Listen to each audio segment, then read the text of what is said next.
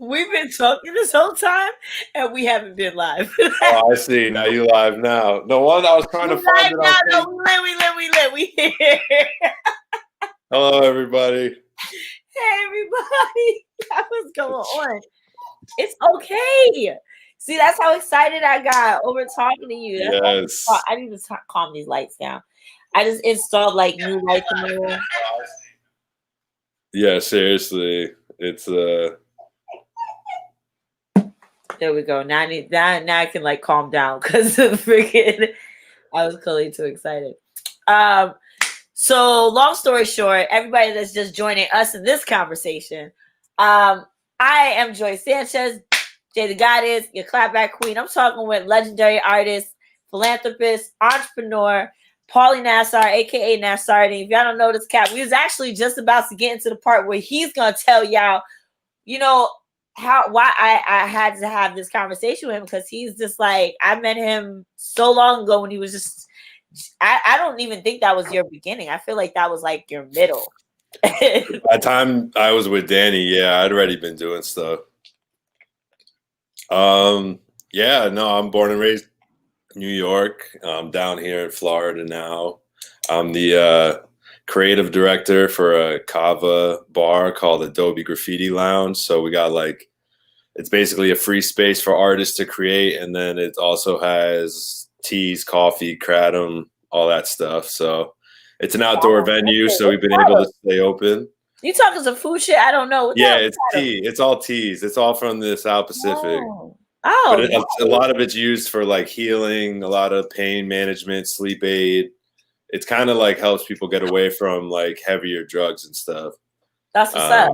So it's been really cool to be involved with that. You know, when everything started going crazy, I just wanted to, in the face of adversity, I like to like try something new or, take a leap of faith. Cause like if everything's failing anyway, I'd rather take a shot at something, so. Right. So like, I partnered up, partnered up with this.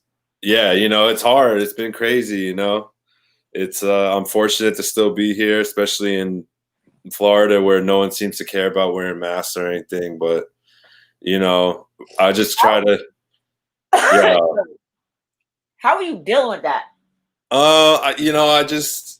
Thankfully I'm 6'5", so like I'm over the head of most people.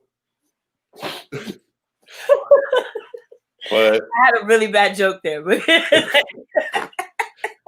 I wear a mask everywhere I go. I just keep my distance as much as can. You get tested when you can.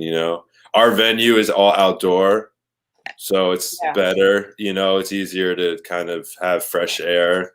The hardest thing right now is circulated air. Because you're just pumping shit back at each other. So you've been like traveling for a minute. Like I had to ask, why Florida? So look, all right, I'm gonna lay this out for you. I was in LA for 3 years when I helped start the nonprofit Off the Wall Graffiti. I wanted a warm climate, but I wanted it to be on the East Coast.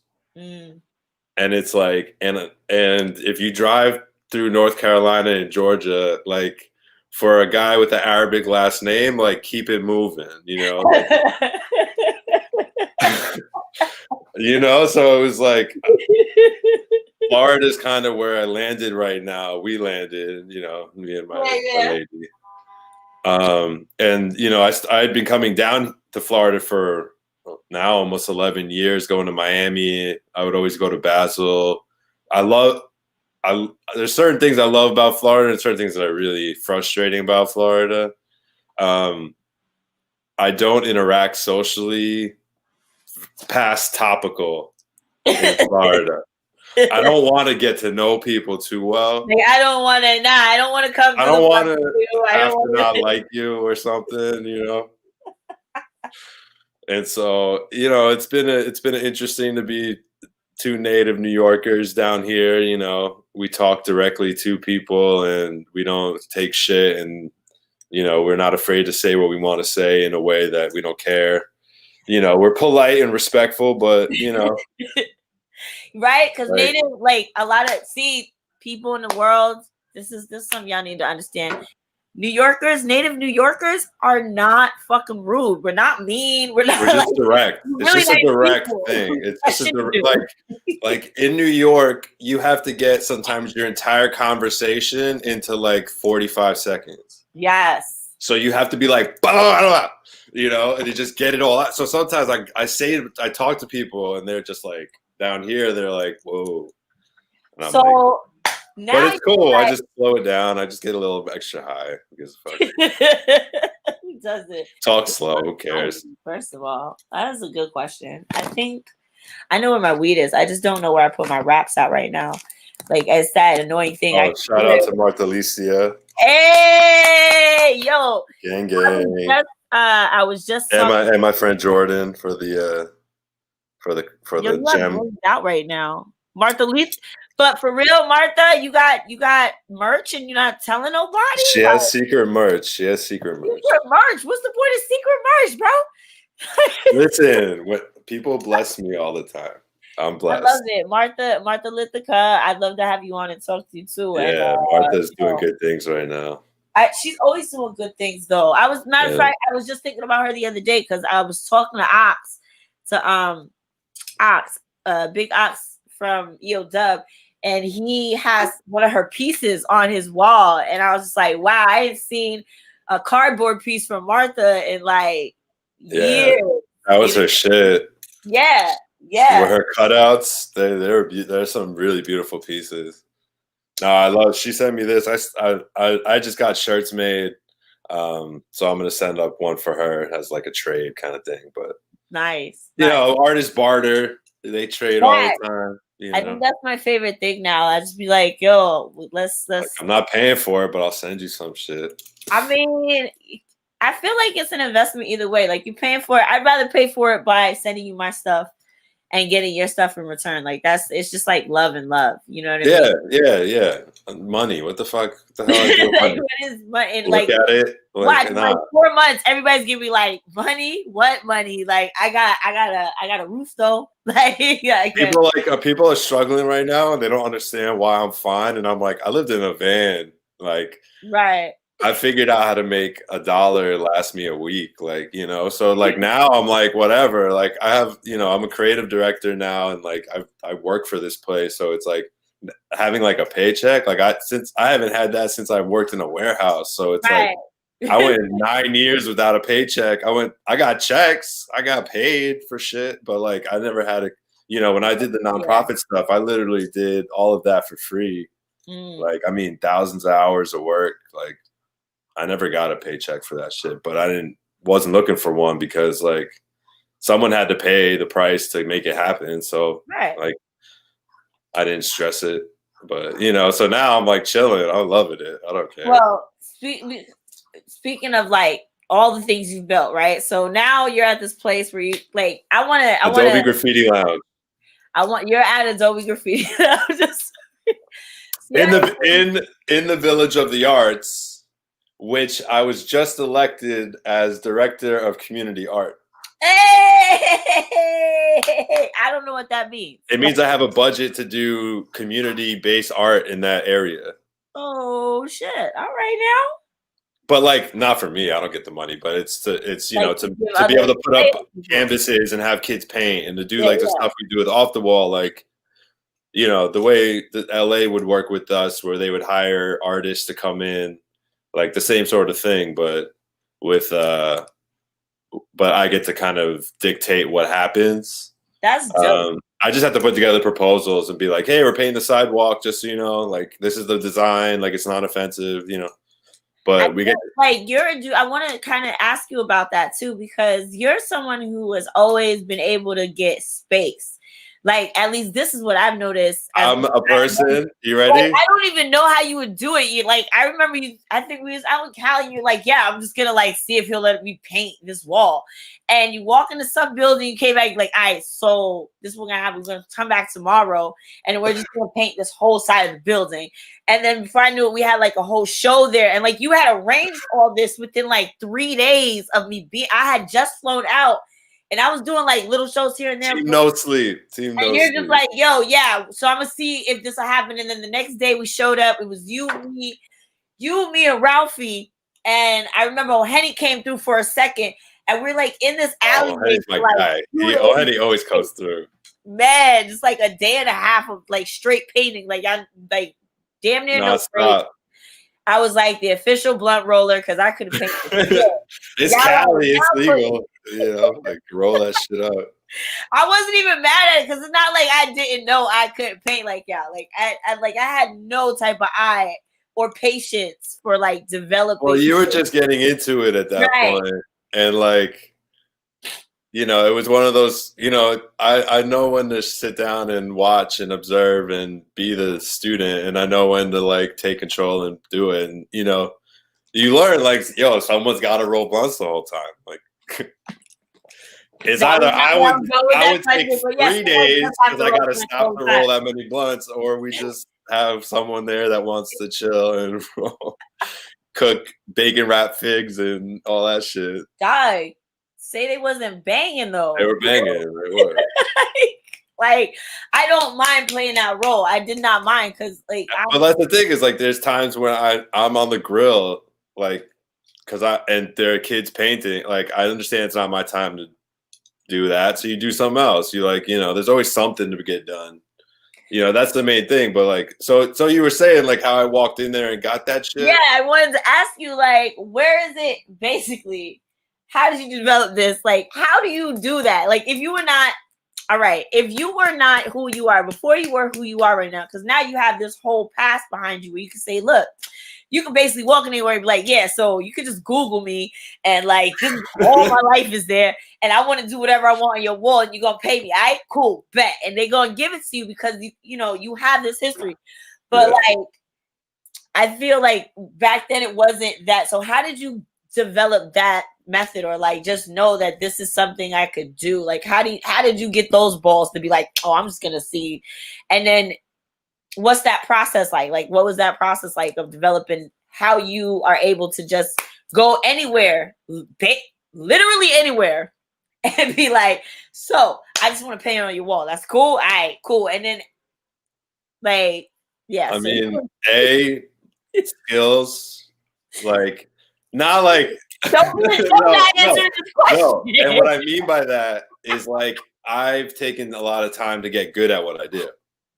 You know, and so I can guarantee a certain product. And before I even started painting for people, I was like painting 20 paintings on one canvas all the time. Since high school, I mean, you could talk to my theater teacher. I would go in on the weekends and do all the murals for all the plays. Like I had practiced enough that I knew confidently, like I knew how to execute it. So I mean, the main thing with me is I'm just not afraid to walk into a place. And, you know, I've learned to like, if you walk into a deli and you want to paint their wall, buy a sandwich. And while you're paying for it, talk to them. So you're at least giving them something to engage you, you know, like some people walk in like, hey, I want to use your space. And they're like, okay. But like, you know, if you see a space you want to work at, go to one or two of their events, let them see you there. Be like, oh, I just found your spot. It's dope, you know, and then go a couple times and then ask them, you know, like we painted a theater and we went to their theater. Like, yeah. And then we did like a whole thing there. It was like a whole, you know, we were able to put together a thing for the young artists to be able to have a space to do their crafts, you know, like, and we'd have we'd have the way we do it in New York, like someone painting next to someone spitting and someone making the music in the background and someone doing the lighting, you know, like that's the cool thing is when you break down some of these events, you can like, some of the kids aren't there to make art, but they're involved in the process. And like, those are the kids that like shine through a lot of times for me, because like as a painter, every painter is kind of competition. Not really. Like I promote them and I want them to do their best. But at the same time, I'm like, shit, if you're better than me, then like, you're going to get my jobs. And it's like, so there's but the lighting guy, like I can just show him love nonstop because it's like, I'm not trying to be the best lighting guy. I'm I trying to be the best feel painter. like you like don't necessarily go for what you like, your lane. Not Yeah, to say like it's like even when there's other artists, right? Like for example, you and Ralphie were like one of the for a long time. 3 years. Yeah. Y'all pretty much ran for years. We scare people. We scare like our battles. Hell Like yeah, people like you stop battling us. whole events. We got asked to battle one time, and then they gave us an 8 month. We ended up with an 8 month residency.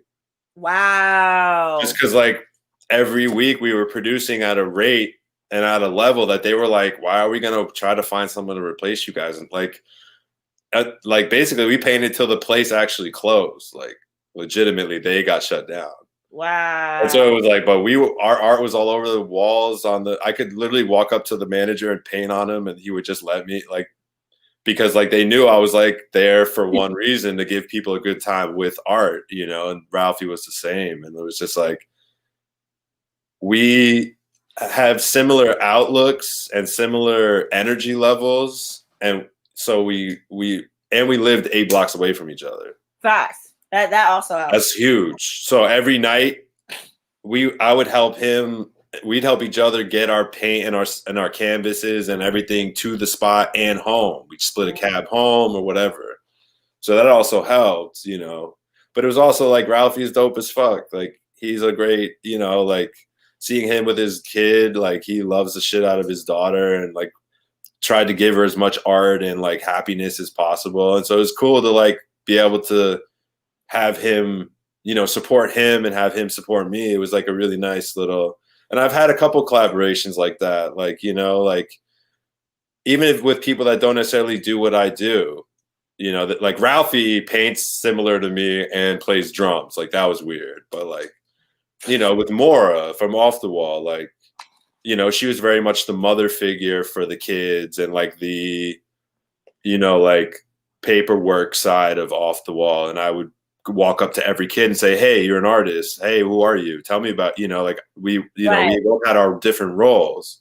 Right. But that's the cool thing about it. That's why you collaborate is like, I always try to learn the things I'm not good at, not like get better at the things I'm great at, because like the better I get at the shit I'm bad at, the less I'll have shitty confidence about things and the better other shit will get, And so like I always try to learn what I would get an F in, not what I can guarantee an A in, like Facts. You already know that shit. You gotta like move on. Do you ever find yourself like letting yourself kind of rest on things? Like was there ever a time you was like really Ferris Bueller with it? Like, well fuck it, I'm just gonna skate because there are definitely times where I knew I would like when I had Topless Tuesday, which was 5 years, like that shit ran straight. What? That was 5 years long. Damn, bro. We went from the Lower East Side to the Upper West Side. One of the bars closed, then it went to another spot for, like it was all over. It was out. People hired it for parties and shit. Like while that was going on, I didn't worry about like Wednesday, Thursday. I could kind of chill because I knew I'd at least have like 100 something. But like everyone ate. Like like. Everyone that painted got paid. Like, I didn't just try to like make all the, I wanted everyone to eat. That was the whole thing. Like Disco and Ralphie and MJ and whoever came through, like like everyone got put on whenever I could, But yeah, no, I don't really get relaxed about art. That's the one thing I don't like.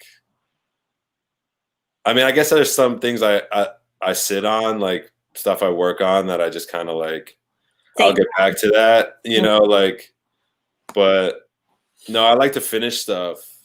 I feel like that's a part of everybody's process though. Yeah. That's definitely something, we got to think about it. Like, that's the thing people don't realize is like, yes, the painting takes me an hour, but it took me 40 hours of thinking about what to do and going to sleep. And like, I don't know, like, I kind of lucid dream.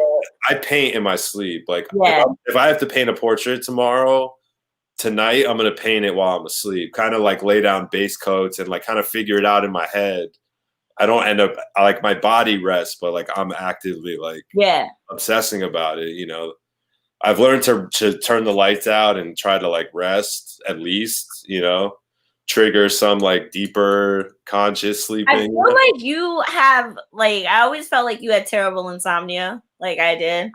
I remember coming to visit you on the upper, like when you were up here in New York, and like I would come into your room and like it was like canvases on canvases. Oh, yeah. Well, I always work on like turtles, and like you had necklaces with like there was like a cartridge, I think, and like the Aladdin cartridge. Yeah, you know, wrestling figures. You still have those necklaces? I have the Aladdin one somewhere. I have a couple of them left, but yeah, some of them are with the world. I don't know. Well, I was always in the club. Like that was like, you know, that was part of the live artist life is like you need to be art. Mm-hmm. And like that's something that I mean, that's a good lesson for like younger artists, especially is like, you know, if you look at like a Dali, let's say, I'm here.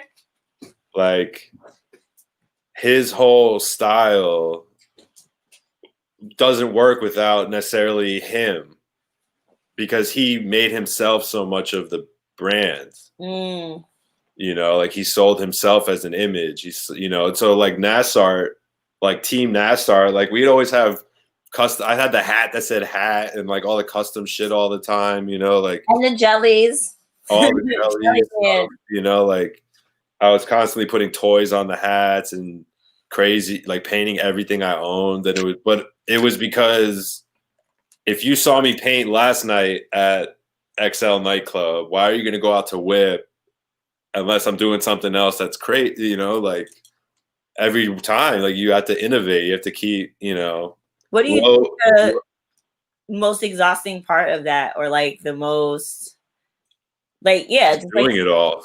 Like, you know what the exhausting part is this is like, so not only was I like painting at the event, networking and talking to people the whole time, making the stuff for the event, but then like every morning I was promoting my own, you know, a lot of the places I paint, I only get paid if I brought like 50 people, you know, like right. So I was getting a lot of places popping for them, you know, and it was like, it just kind of burned me out a little bit on it. Was like, I love to paint. I'll paint all day, every day. Like creating is like my shit, but like email blasts, like bothering people, like it's not bothering people because people enjoy the art and they want to come to it. But sometimes you feel like it's like I'm not even talking to these people anymore. I'm just inviting them to shit. And it was like, I felt people kind of step back and they were like, you only want us to come to your shit, or, you know, and it was like, that was one of the main reasons why that's why the nonprofit was so big for me, was like, you know, after a few years of being in art and having to self-promote constantly, I was just tired of like myself, and I just wanted to help other people do it, you know, because like, I got to a place where now it's second nature for me. So I don't have to focus so much on it. So I can actually help other people and help build and grow other things, you know? And so like, that's why I'm down here, is because like, it's another opportunity to build and grow. Cause it's a hard thing. Like it's a really hard thing. And people, I think, overlook it often. Cause it's like, part of it, I think, comes from just how artists are treated in the world, period. Like how it's not seen as this whole machine, right? Every artist kind of has to be their own machine until you can start affording to pay other people to be the different parts of the machine that make the machine work, right?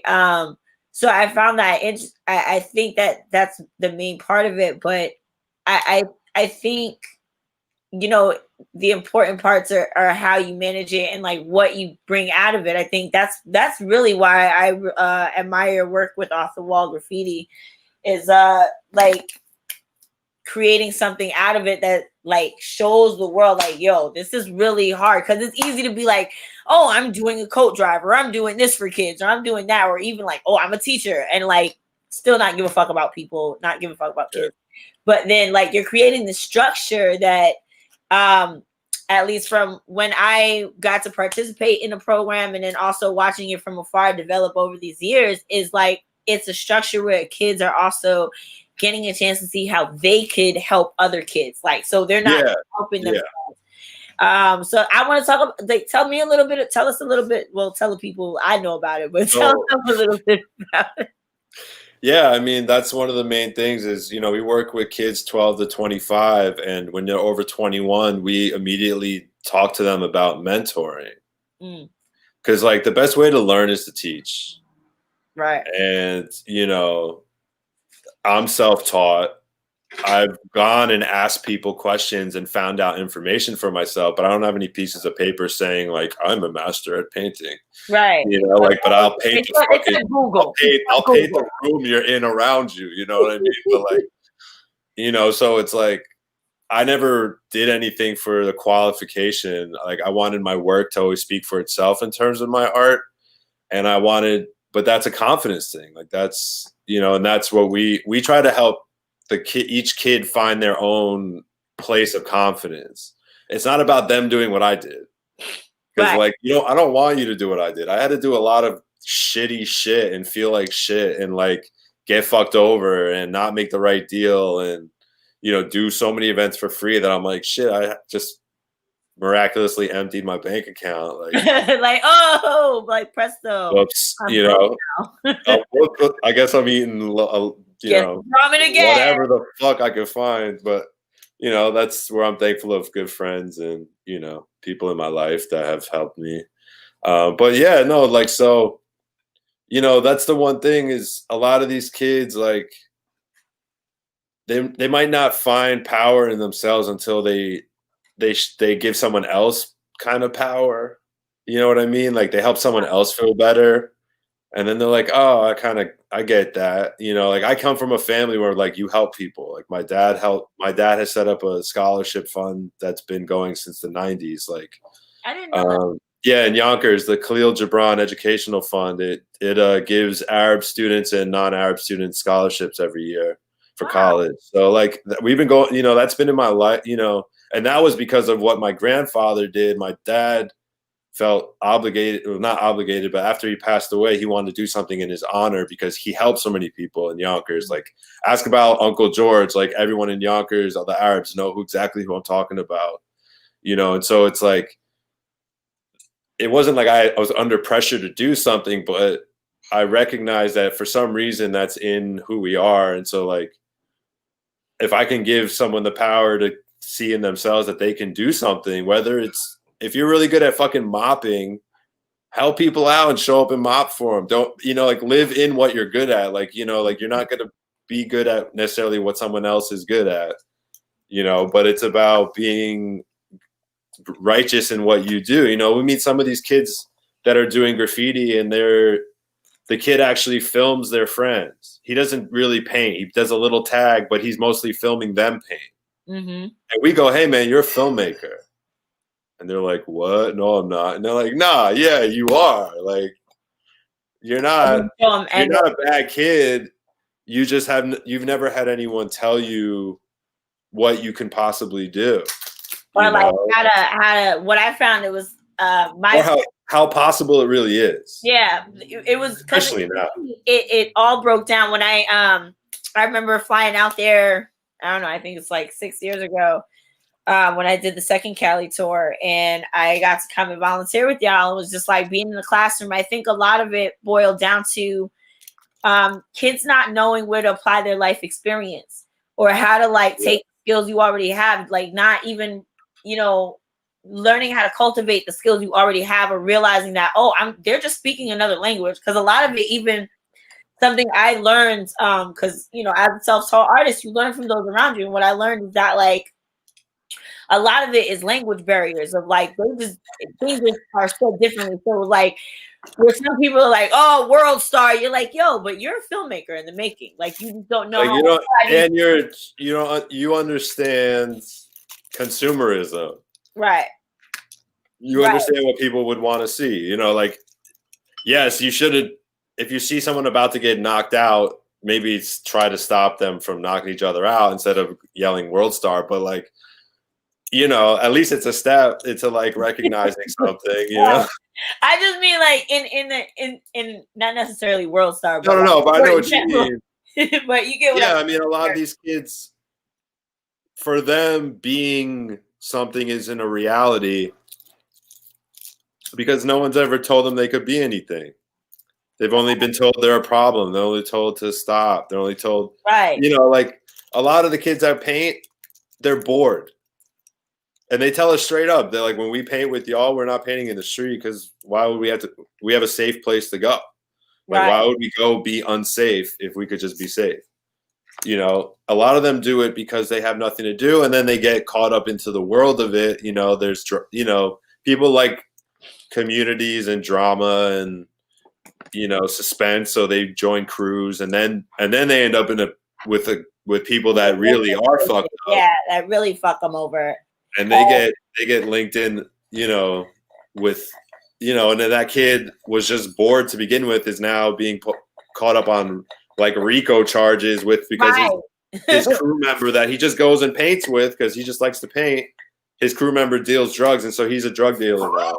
Now he's a drug dealer. Like, no, you shouldn't. Exactly. Right. You know, and so exactly. Meanwhile, it's like the alternative that Off the Wall I found was, you know, Off the Wall is as presented was like, yo, I really loved how you would teach them how to not just like the artwork itself, but also like all of the little structures behind the artwork, like your statement or like your for having a portfolio or like right. Writing your things, you know, like people are like, you're so lucky you get to do murals, and I'm like, I'm not fucking lucky.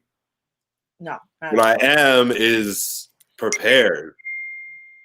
I know what I need to do for a job. I know how to ask, you know, and those are the things we teach you. You know, we developed a course called M2 Art for mural making art. You know, that is teachable. It's a accredited curriculum in LA. So what? like now, for almost 2 or 3 years now. Off the Wall is what, like 6 years old now? 10. Off the Wall is 10? 2010. No. Yeah. Laura, no, I got so no way. No way. No fucking way, Paulie. 2013. No, okay, so Maura started Off the Wall with her because of her when her daughter's friends were getting in trouble for graffiti. And she was doing smaller things, you know, like getting engaged, but with different content and stuff. But yeah, 2013 is when we did an event together, and I was like, I want this to be a national company. This has to be a real thing, not like, you know, she was just kind of like trying something. And that was when we joined forces, and you know, we took it on a 28 city tour and painted at Boys and Girls Clubs and different schools, Art Basel. We set up in the streets and brought kids and let them paint with us and talk to them about safely doing art. And, you know, a lot of those kids, like one of the kids, when he came to LA was like, yo, I haven't seen you guys in 3 years, but what's up? Like, you know, like, yeah, like, you know, you have a place to go, you know?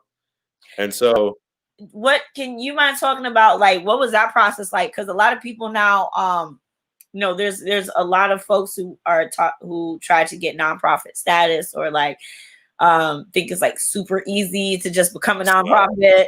And I was like, I just wanted to see if you don't mind talking about that whole that process, that journey, what that was like.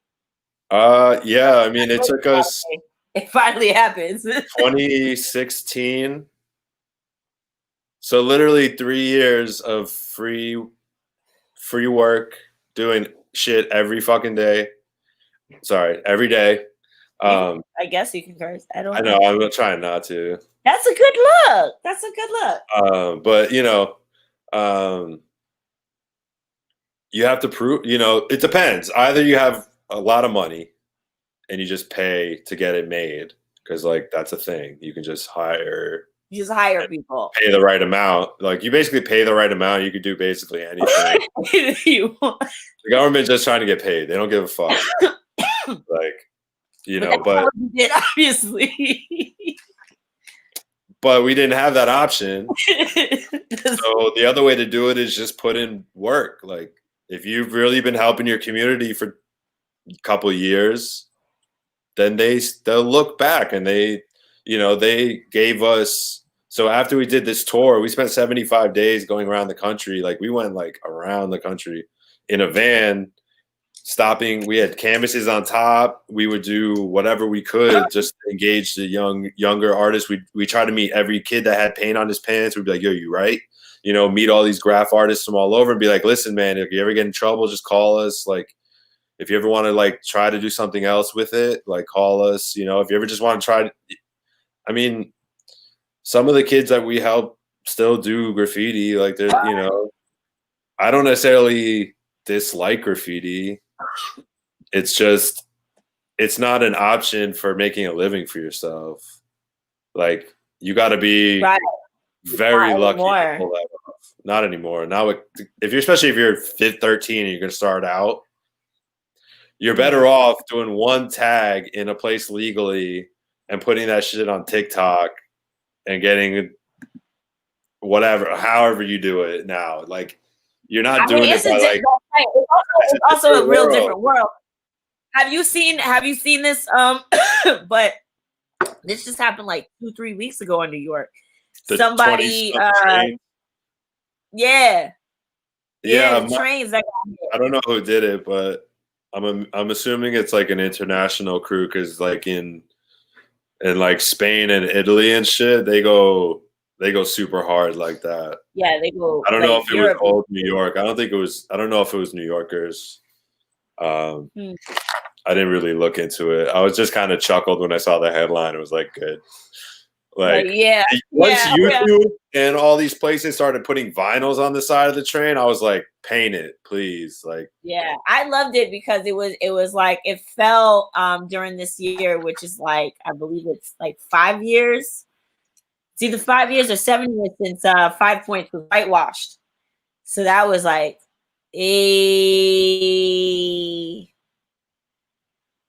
oh my God. Cobain. He got his own papers now. Nice. Shout out to Dirk Cobain. That's what I'm talking about. Diversify your income streams, guys. Think about all the products. So many ThirdRailArt.com. I have book bags. I have flip flops. I have mugs. The beanies are super comfortable. If you type in Jelly Life with a Y, you get 10% off. That's for everyone on this stream. You're welcome. Hey, Jelly Life. But yeah. Let me ask you, what's been your favorite part so far? I mean, being that I feel like right now it's kind of like a reset for the world. Like whatever happens after this, like I mean, my world crumbled. There's no going back to what was. So like I was a body painter. I'm a body painter. You can't touch people.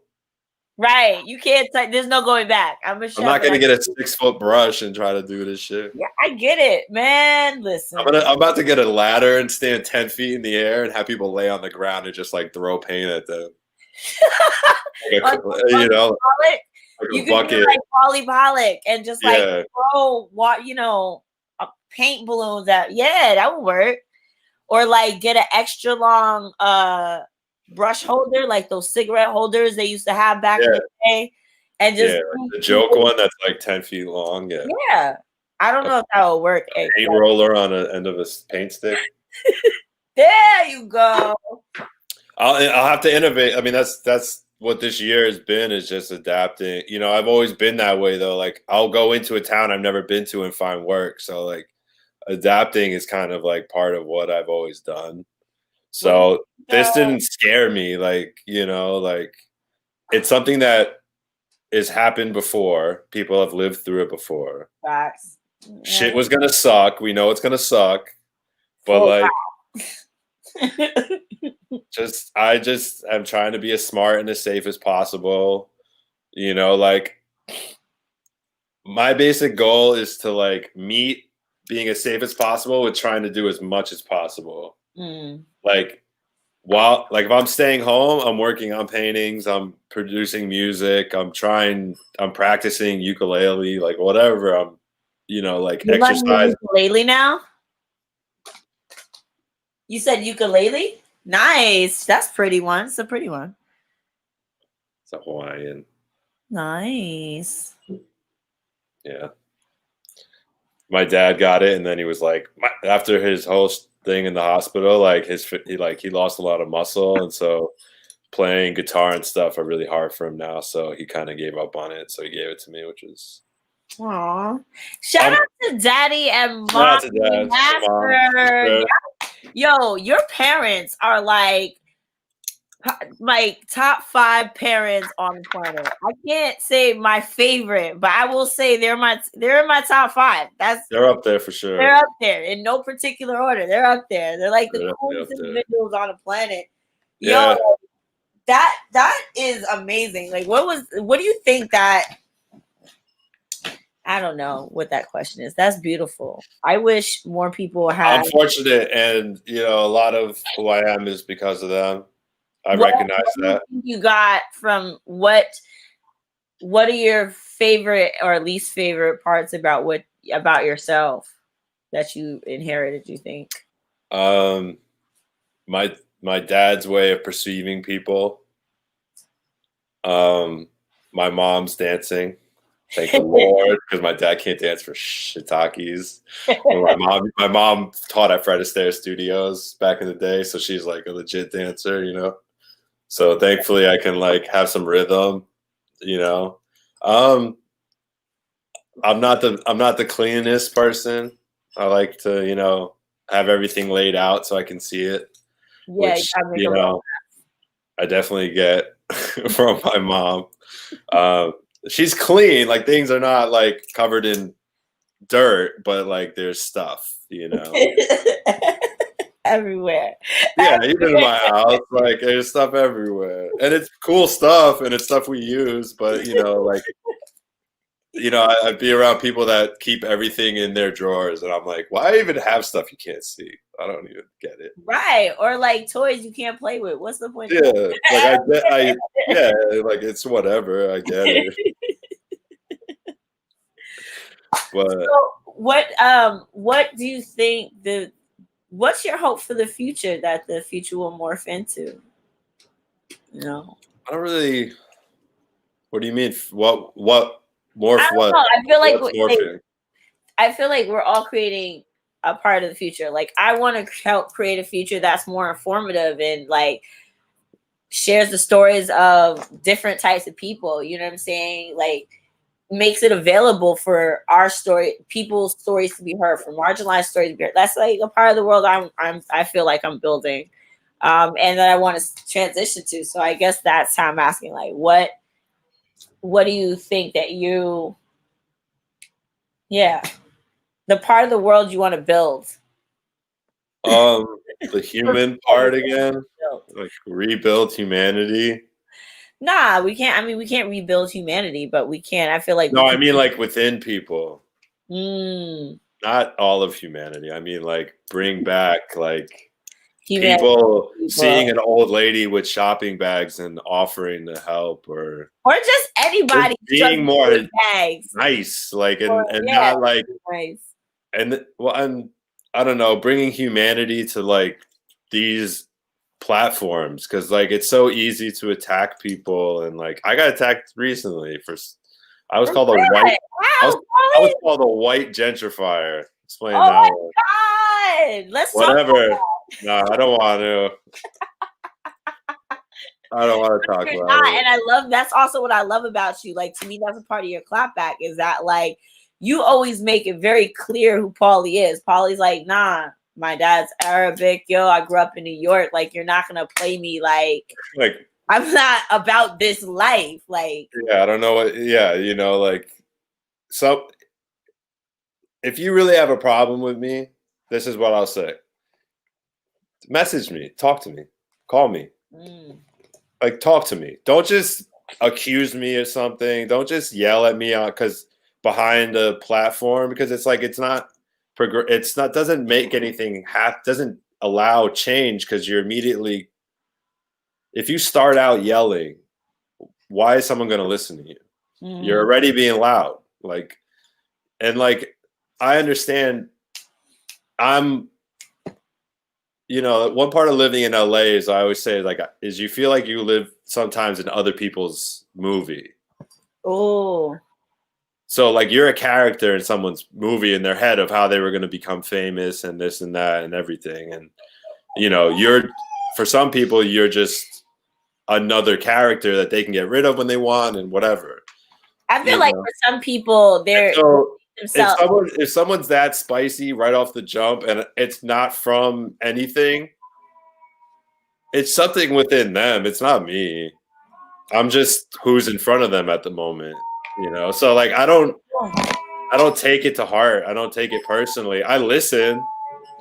The sounds of New York. Sounds in New York. I had to open the window because I wanted some fresh air, but then like did that happen? Yeah, I'm right. not in New York. I'm not not in. Is it sunny in Florida? Yeah, it's pretty chilly right now. You know, it's 50s. Are y'all like your weather wise? Like, are you expect? I forget like if this is tornadoes, not tornado. No, that passed already. Hurricane season. There were a lot, but we were pretty all right. They kind of all we caught like a lot of the side of storms. It's cool though. It's interesting. It's been wild living, you know, like I love walking out and seeing all these lizards and like random spiders and like I was trying to determine if this spider was a black widow the other day. Like, yeah, I saw. Did you ever find out what it was? yeah, it was an orb weaver, Vesunian or some. It's a type of spider. It's harmless for humans, so I'll let it rock because they eat mosquitoes, and I'd rather have a spider than a bunch of mosquitoes biting the crap out of me. That's what always like kind of scares me is like the insects. You know, you acclimate though. It's weird. Like when I first got here and I got bit, but I've been coming here for a long time. But you know, like when you first get bit, you welt up and you're like, Jesus. Yeah. But like now, if I'm bit, like it's not even itching in 10 minutes and it kind of goes away. Like, yeah. No, I just mean like not knowing what everything is. So like in New York, I can see a spider in my house and I'll be like, oh, that's just a long legs. I don't have to, or that's just a brown, like I know the species, but you know, so yeah, I mean, that's all it is. Yeah, I mean, I just took a picture close as I could get to it, and then people know stuff. That's why I love face. Like that was the other thing I'll say is like one of the reasons I'm still on Facebook and Instagram is because like when I was going around, like don't be afraid to if you're asking because you're honestly there to do something good, not like you're just trying to make money. Yeah. Like that's never what when I was touring, it wasn't about making money on the tour. It was about experiencing things with other people and hopefully like leaving an imprint on that area of like a positive thing that from art. Cause like not, you know, a lot of places they don't all their experiences of art are like what they've seen on a computer, or like they don't have art galleries or, Yeah. But like going into these little places and being like, look, this is like what we are. Like, not all graffiti artists are bad. Not all painters are like, like we might self harm, but we're not harming other people, You're getting, I see you getting a lot of press now too. You know what I'm saying? Lots of write ups, sir. Yeah. How does that feel? And has that ever like how does that feel? Does that I mean it's every time is an honor. Like it's awesome. Like I love it. Like I just like talking to people and these are most of the interviews are like I took the time to talk to the person to begin with and then they wanted to talk to me more, Like I've always every single person that doesn't matter what my day is like. If I meet someone and they come up and say hello, I fix my face and I like am nice and I'm polite and it's important. It goes a long way. Like a handshake goes a long way. I also want to know how you keep your zen, dude. Like I meditate all the time. It's like I mean I stopped letting people bother me.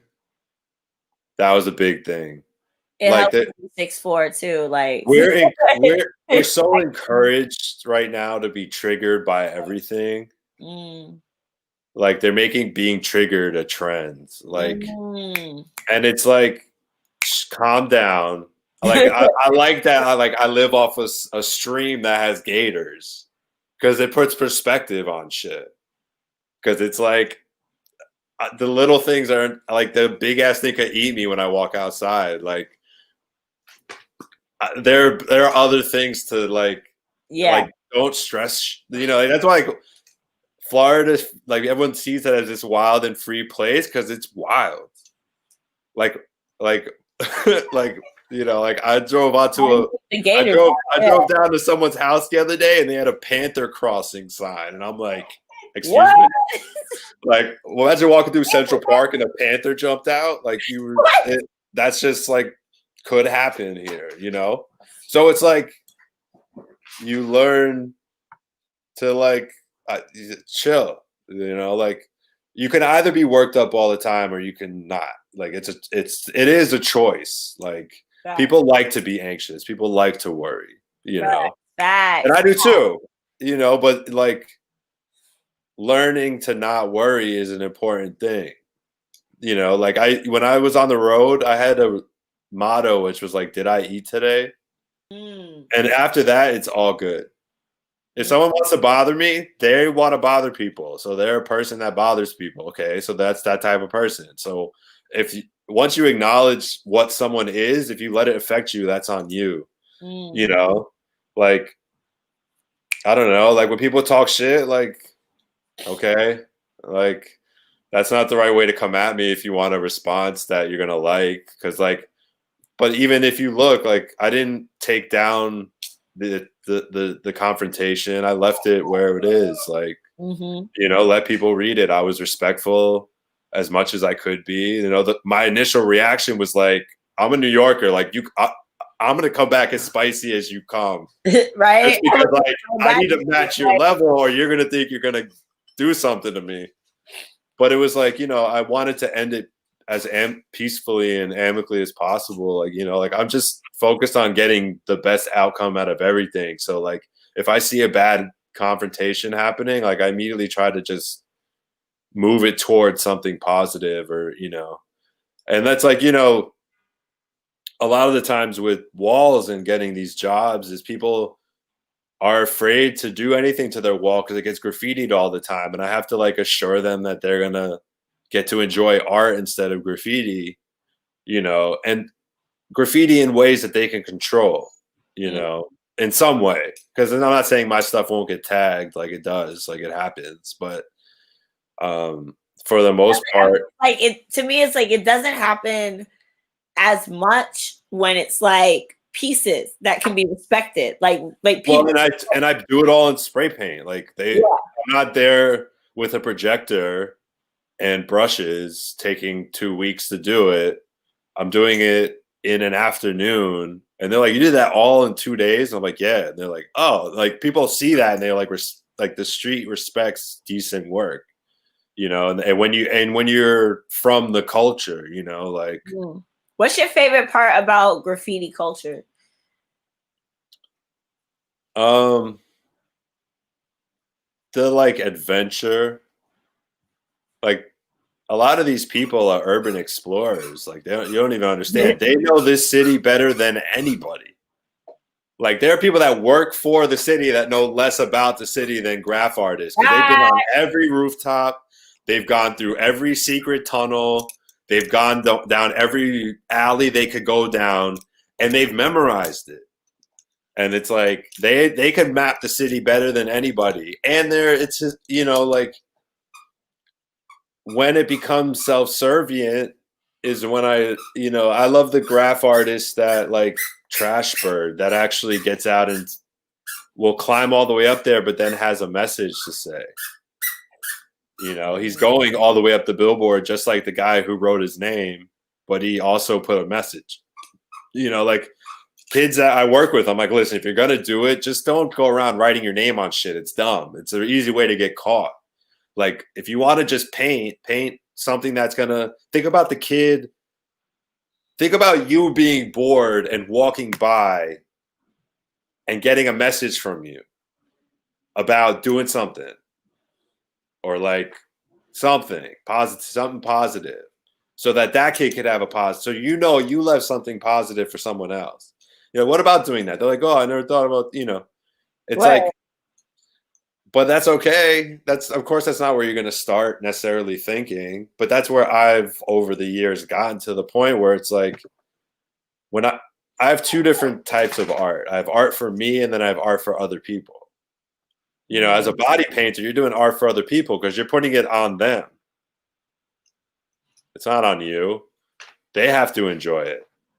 So you have to think about them a little bit. Some people don't. Some people just do whatever the fuck they want. But like I always thought about, like if someone came up and like had a purple shirt on, I'll start painting in purple because obviously they like purple. I didn't necessarily want to paint in purple, but now I'm painting in purple, and I always make the most of it, So like, there's art for there's you. a question for you. Yeah. What? So like, art for there's also me is like, art for me is one thing, but art for other people is another. And so like, when you're doing art in the street, that's for other people. The process is for you. When you get to run up and you get to paint, if you're painting illegally, you have to run up. If you're painting illegally, you have to run up. But, like I love casually walking up to a wall and painting it and like knowing I did something, and that's for, while I do it, it's for me. But when it's done, it's for everyone else. And that's where people get fucked up, is they don't think about other people. When I make my art anywhere, the reason people like what I do is because I'm thinking about the next person that's going to see it and having a positive impact on them. So wherever I'm starting from and getting to, that's my end goal. I don't care about the outcome of the painting. The painting is what it becomes. There's a level of chaos. It's just controlled chaos, basically. Like, I didn't paint the drip. I didn't paint the drips in on this part behind me. I just let them drip. But like, that's controlled chaos because I made the water drip, but I have to let it do what it does. So B Budgel is watching. Shout out to you on Periscope watching. He says, it sounds cool. You seem influenced by the surroundings of the area more than one straight vision. I don't really know much about this world. I just stopped by. How often do you see new buildings painted versus older ones that could use an upgrade?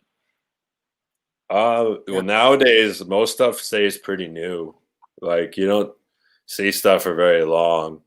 But you come across some older murals. Sometimes when people want me to cover stuff up, I'm like, can I like restore it for you and like not sign it and just like keep it moving and like, just make it look kind of like, refresh that blue and like just fix it up so that it can last another 10 years or whatever, because some especially when you go into small places, like that person might be dead or like, so like that might be the only bit of art they have left, And so I don't necessarily want to cover everything up. I want to like keep that wall wanted that art for 10 years. So like, try to keep it. But you see stuff lasting longer now, like a lot of people use clear coat now, and that has UV protection and spray paint protection. So they can clean it, they can power wash it once you clear coat it. So, you see stuff lasting longer, but it just depends on what area you're in too. Like if you go into certain areas, like it's just, that's where people paint. That's, you just got to do a really good piece if you want to.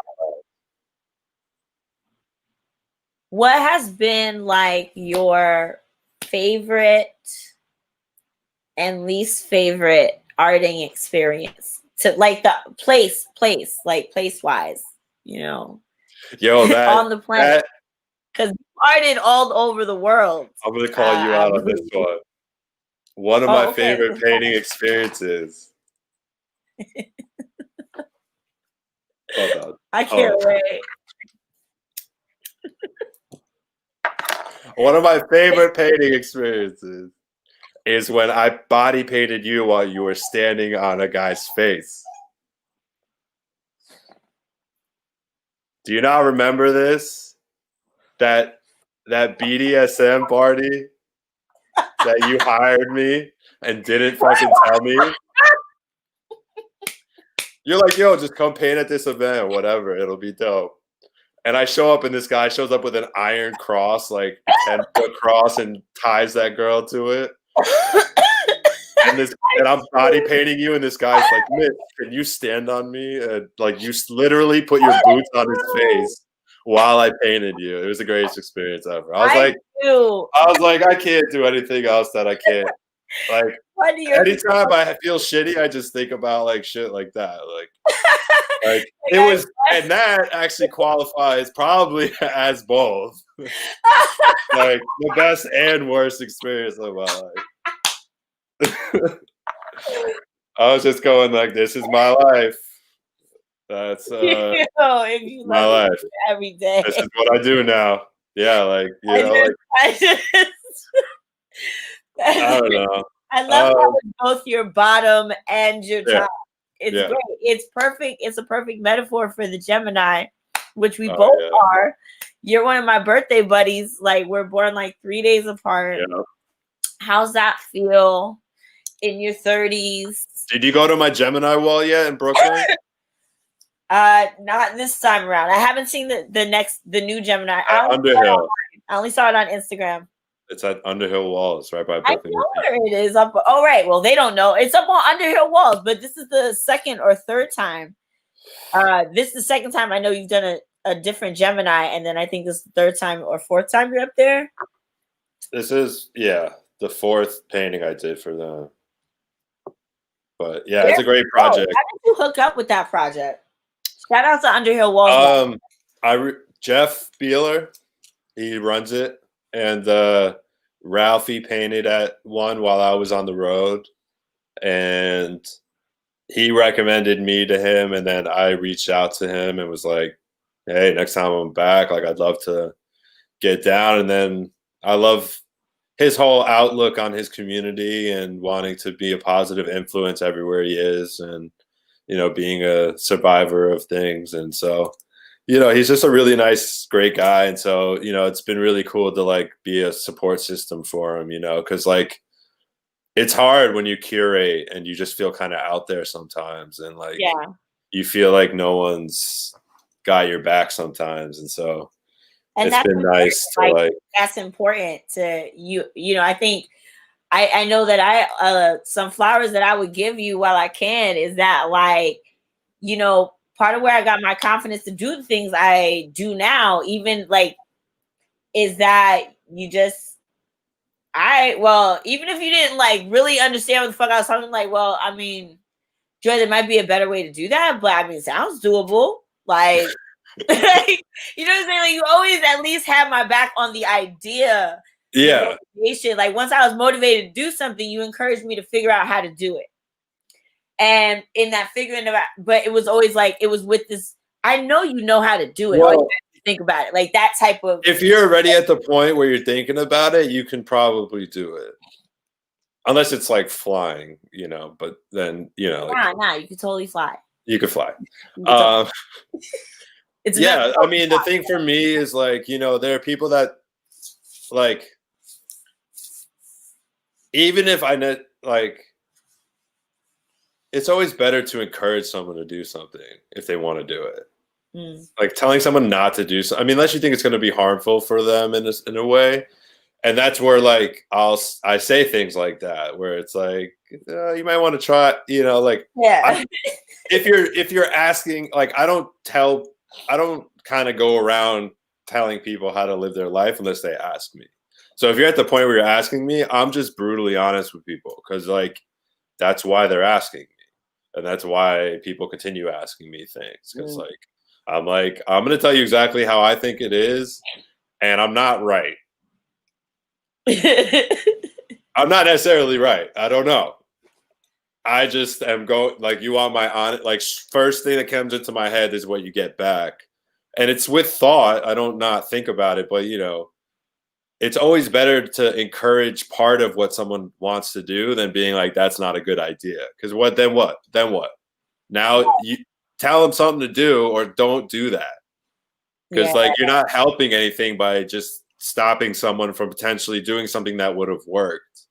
You know, like always have like, if you're going to be someone's friend, have their back. Like, it doesn't have to make sense to you. My whole life doesn't make sense to people. People don't understand how I've done things I do and why I do things I do and why I am the way I am, and they don't have to. And I don't have to understand why you are the way you are. I like to know more, and I like to find out of people, but you never really know, and unless you're like married to them, or they're.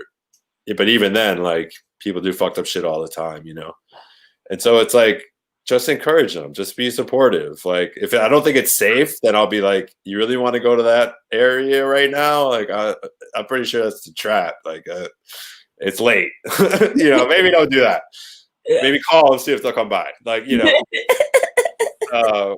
but like, but if it's like you want to start an event or you want to try something, like, yeah, try putting it together. But like, let's make sure you do all the steps. Like, do you have a plan? Do you have an outline for it? Do you have a budget? Do you have a pitch? Do you have, and that's what we do with Off the Wall. Is like, kids are like, oh, I wish I could paint every day. And it's like, here is the blueprint for painting every day. I'm not going to tell you what to paint. I don't want to tell you what to paint. I'm trying to deal with the paint for me, and that shit is hard enough. I don't want to tell you what to paint. I want to encourage you to paint if you want to paint or dance or sing or whatever. Understand there has to be a level of like talent mixed with hard work. Like, there are pictures of me in diapers painting, and that was like, it never ended. Like, I just kept doing it, and I've consistently done it. Like, it's why I say, if you love it, do it every day. And yeah, like, of course, people are always like, oh, heroin, I love it, but I'm talking about like positive things that yield positive impact for you. If you love to do those things, focus on those things. Like, just focus on that first. Like, wake up. Like, what are the things I said I was going to do today first? Let me address those before I make up a bunch of bullshit. Because you could always make up stuff to do. Like, right. Or people that are like, I'm bored. I'm like, you're boring. Like, like, you're choosing to be bored. Like, I don't have a second for that, because like, bored? Only bored. There's something you're not doing. Like, figure it out. Get up. Take a walk. Go outside. Go smell a flower if you have nothing to fucking do. Right. Absorb some. Like, don't just say you're bored. Do something. Start your brain. Connect with nature. Yeah. Do something else. Sunshine. Some oxygen. Get up. Just stand up. Just stand up and start moving your legs and just see what happens if you're bored. Like, I just don't. I feel like that's on you to be complacent and to not, get shit done. If you say you're gonna do it, do it. Like, it's hard. It's not fun. Like, I don't want to always do the shit I say I'm gonna do, but the fact that I get it done is why I keep getting things to do. I can't tell you how many times I'm on a wall because I was willing to paint it for nothing and getting 3 jobs that paid exactly what I asked for. Because I understood that if you make the most of what your situation you're in, you can get more out of it. Some people will paint that wall and keep their headphones on and try to get it done, and then try to ask for more money and more money and more money and change the price and do all this stuff that makes people not want to work with them. And I understand when I agree to something, it is what it is. And when I tell people something, it is what it is. Like, if I say it to you, exactly what I said to you is what I'm going to do. So that every time I say something to you, I'm serious. People are like, yo, I can't wait. And then they don't show up. I don't text them about it. It's true.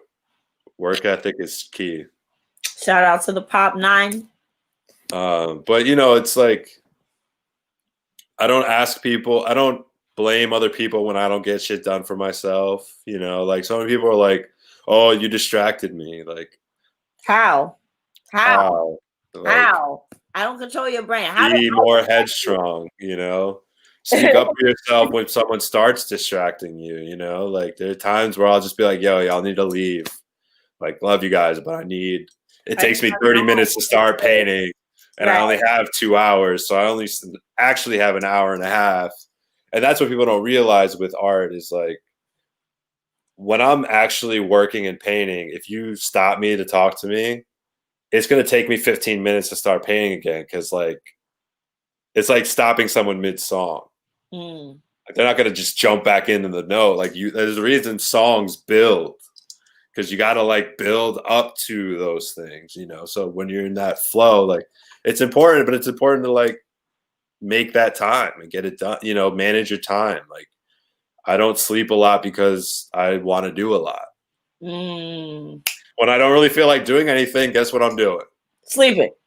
I'm passed out. Sleeping. 16 hours. I don't give a my phone's off. I don't care. Yeah. Because I don't have anything to do. And I know this is a good time for me to like, and when I sleep, I do, you know, like I got keyed into like pain meditation when I was really young. Because the doctor told me I was going to be really tall. And so I looked into kind of what that would mean. And a lot of it comes with a lot of pain, like knee pain, back pain. Like I'm constantly in pain. Like I have like 4 back braces and 3 knee braces at my house. I remember you always had a thing with your knee. Like, you know, and so it was like, I do pain meditation where I just like talk to my brain and like, so like I have to take those times of like hibernating, you know, but like I try to work on it, my like procreate or, you know, like make up music in my head or write, you know, like you know, I don't publicly share things I write really, but like I still jot down things and, you know, like. Do you still play the piano? Do you still have a piano? I don't have a piano here, but in the village where I'm at, one of my friends who I just painted his house has a piano, and I got to play a few times. Like, nice. But yeah, I mean that's one thing is like that was every morning for me is just kind of like a way to. I do different things now, like I'll like drum or play ukulele in the morning. You know, like just play like, you know, somewhere over the rainbow, like, you know, just wake up to like pretty sound. Like that was the main thing was like my piano teacher, my parents, my brother loves piano and he's really really good at it, and good like how good piano players are good, like classical piano players are good. I can do a lot of the fancy stuff and melodically, like I understand melody. So when I play, it's all off top of my head. Like I played for you before. Yeah. You know, it's all just kind of what's. I'm gonna come back to that. Now I'm gonna come back to. I'm gonna share a story after that. That has to do with your piano playing. Go ahead. But yeah, then I took piano lessons because like when you're the youngest, you just have to go with the other brother. Right. I was at the steps dance thing with my brother when he went to dance lessons, and I had to sit there and I watched them dance, and I learned to appreciate dance by being there. I was never interested in like doing like like that. Either. It's like you got rhythm. That's cool. It's cool, but like I liked going and dancing to like house music and like, you know, kind of freer dance. Like I like more expressive than like technical. Yeah. Like I can paint photorealistically, but it's not as fun as painting. Like I'm accurate as fuck. Like when you look at my shit, it looks exactly like it should, but it's free and it's expressive. And so for me, like you should learn the technical, but forget it. You know, I you know, like Picasso said, he spent his whole life trying to draw like a child, you know. And it was like that kind of thing where I learned how to paint very accurately and draw very accurately, and now I forget about it. And so then I still get the shapes right, but it's in a free way. I think it's become muscle memory. Like my thing this year, especially. I call it in your hands. When you have something in your hand. Forgets that your brain is a muscle. So it's like the more you do it, and like once you absorb it. And focus on improving it. Right. Know? It's another thing that just like every painting, I want to be my best painting. I don't just paint to paint to paint. I'm focused on developing. I'm focused on, did I really say it or did I really represent it exactly how I wanted to represent it? Or am I missing a little bit? What am I missing? What don't I like? And then I'll focus exactly on that. And then I notice the next piece that's not missing, you know? So like that constant improvement. And I'm like, I'm harsh to shit on myself, but I'm also judged online all the time. So I don't really care. Like, you know, you just kind of like gotta let it. You're just another opinion. You're one opinion. So like, I might not like some piece that might sell for the most. Have you ever come to a point when you were like, yeah, I give up. I'm fucking done. I'm not doing All the that. time. All the time. I quit almost daily. How do you? All right. Well, what keeps you going then? You know what I'm saying? What keeps you going? You can't quit. It's not. That's the easy way. What else am I gonna do? Go back to working in a warehouse? Like what's quitting? I get to paint every day, and I figured out how to. I mean, right now it's struggle city because you know there are no events and there's no body painting. So when you're a live artist and you paint at festivals and events, you're kind of fucked right now. So you know, my Venmo is at Paulie Nasser. You know, donate to the gods, baby. I won't say no, but you know, you just got to keep motivated and. All right. You know, like when I feel that way, I tend to focus on like someone around me that might need a hand with something. Mm. You know, and then that night I'll go help someone move, and then that night I finished the painting I was working on that I was stuck on because I was doing something else. It gave me time to think about it while I was like moving boxes or like you know. So like you know when you get stuck, like just unstuck yourself. Like when your car gets stuck, what do? You either call someone to help you, so go get help if you don't feel like motivated, go talk to somebody, or do something. Go dig yourself out. I dig myself out of shit, you know. What? I understand like I've lived with dark clouds I've been depressed my whole life. Like I've what do you clinically and I don't take anything. I microdose. That helps. How's that work for you? How's that working for you? I love it. I do it when what up, Robert? It works out great, you know. Like but when I do it, I focus on fixing what's wrong and looking at what's troubling me, and usually there's something there. Like usually when I get bummed out, there's a reason. That's like looking at your own shit is it's hard. You have to, you know, as an artists dig deeper than anyone into themselves. Oh, facts. And so for me, like I've always been tapping into that anyway. So, you know, like climbing a mountain is hard, but when you're a mountain climber, that's not the hard part. So every time it's a mountain, what I'm encountering is hard because I have to figure out what I'm encountering, but it's the same thing every time. It's the same dark. And so like, you know, I've learned that those times are when I need to like focus, you know, on something else. And when I microdose, it just lets me kind of look at what that is. And, you know, and I'm giggly the whole time. And, you know, you don't care for a few hours and like, you know, and I'll do a lot. Bullshit. I think you don't, I think you still care. You just care more about yourself for a few hours. Well, you break down walls that you put up in your head because there are some things that you can't think about that are in your head. You know, psychologically we do that. We repress stuff, we forget about stuff. There's reasons you can remember some things and you can forget some things. You don't actually forget. It's there somewhere. Right. So like this gets you to break down certain inhibitions and boundaries in my thought process. So, you know, and it connects you with Earth a little bit, you know, but like, I don't know. I try to find the least pharmaceutical way to get benefits, you know. I'll trust some tea, I'll trust an herb that grows out of the earth, but I don't want a bunch of mushed up chemicals to take every day. Have you started growing your own food yet?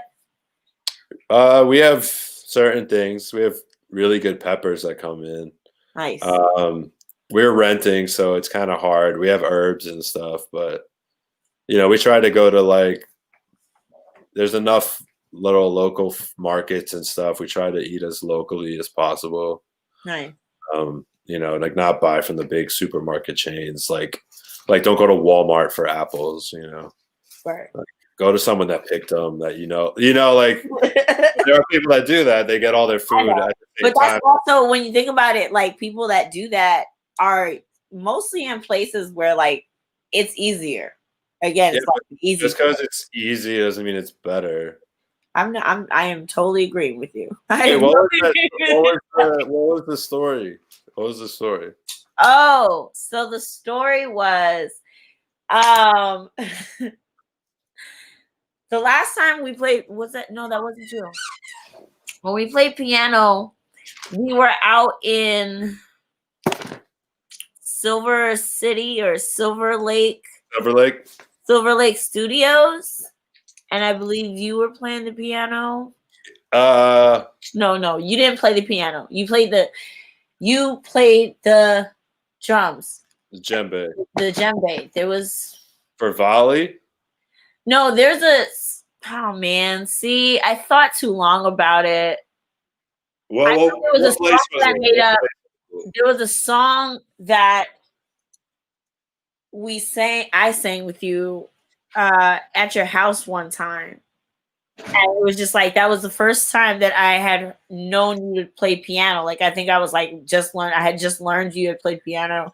I like came and sat down next to you on the bench and just started singing. And it was just like a very cute moment. Yeah, it was a very cute moment. But musically, you were in the little trio. You were weren't you at House of Blues? Yeah. Yeah, you were at House of Blues right before it closed. And I was like, yes, we got to perform there. That's something that we did. Oh, that was on Sunset. On Sunset. That was at the House of Blues. We played it 2 weeks before it closed. Yeah. Which was crazy. Fortunate. We played the rectory room, the one with all the pieces of the musicians, like all the whatever carvings. Yes. Super so I had those two things jumbled in my mind when I just went to think about it just now. But yeah, that's what made me think of the piano. I love hearing you play the piano too, because it's just like, at least whenever you do it, like that's something you don't really it's always something you like do for yourself. Hey. Yeah, I always I basically play piano for me for the most part. Hey, Sableine. This is Sable.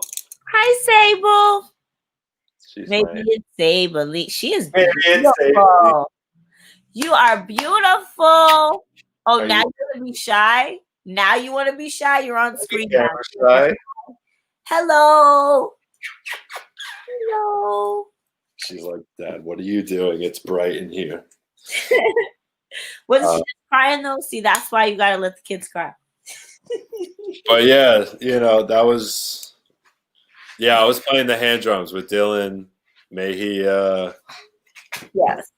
may he rest in peace. And Danny. Yes. Man, that's crazy. That was sad, but this year has been wild.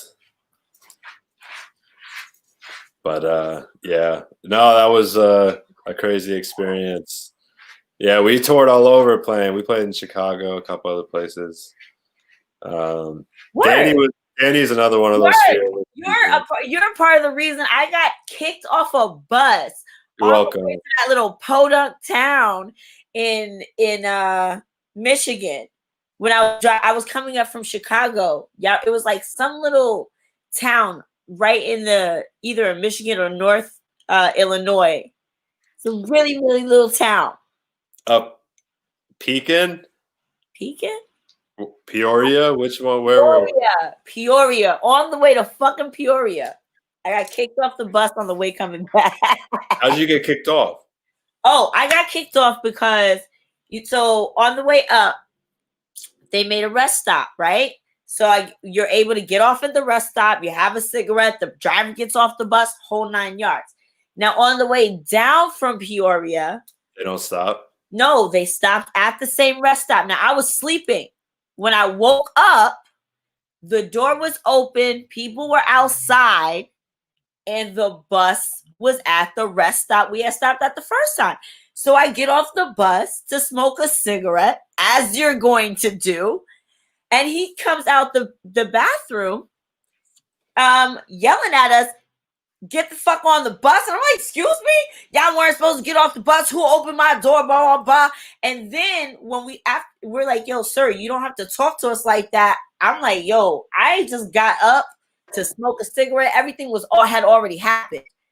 You know what I'm saying? I walked into the situation. So now we finally start following the driver back onto the bus. And when he gets there, he closed the door in our faces. And now he won't let us on the fucking bus. Yo. So my wild ass jumps in front of the fucking bus because he's talking about not letting us on.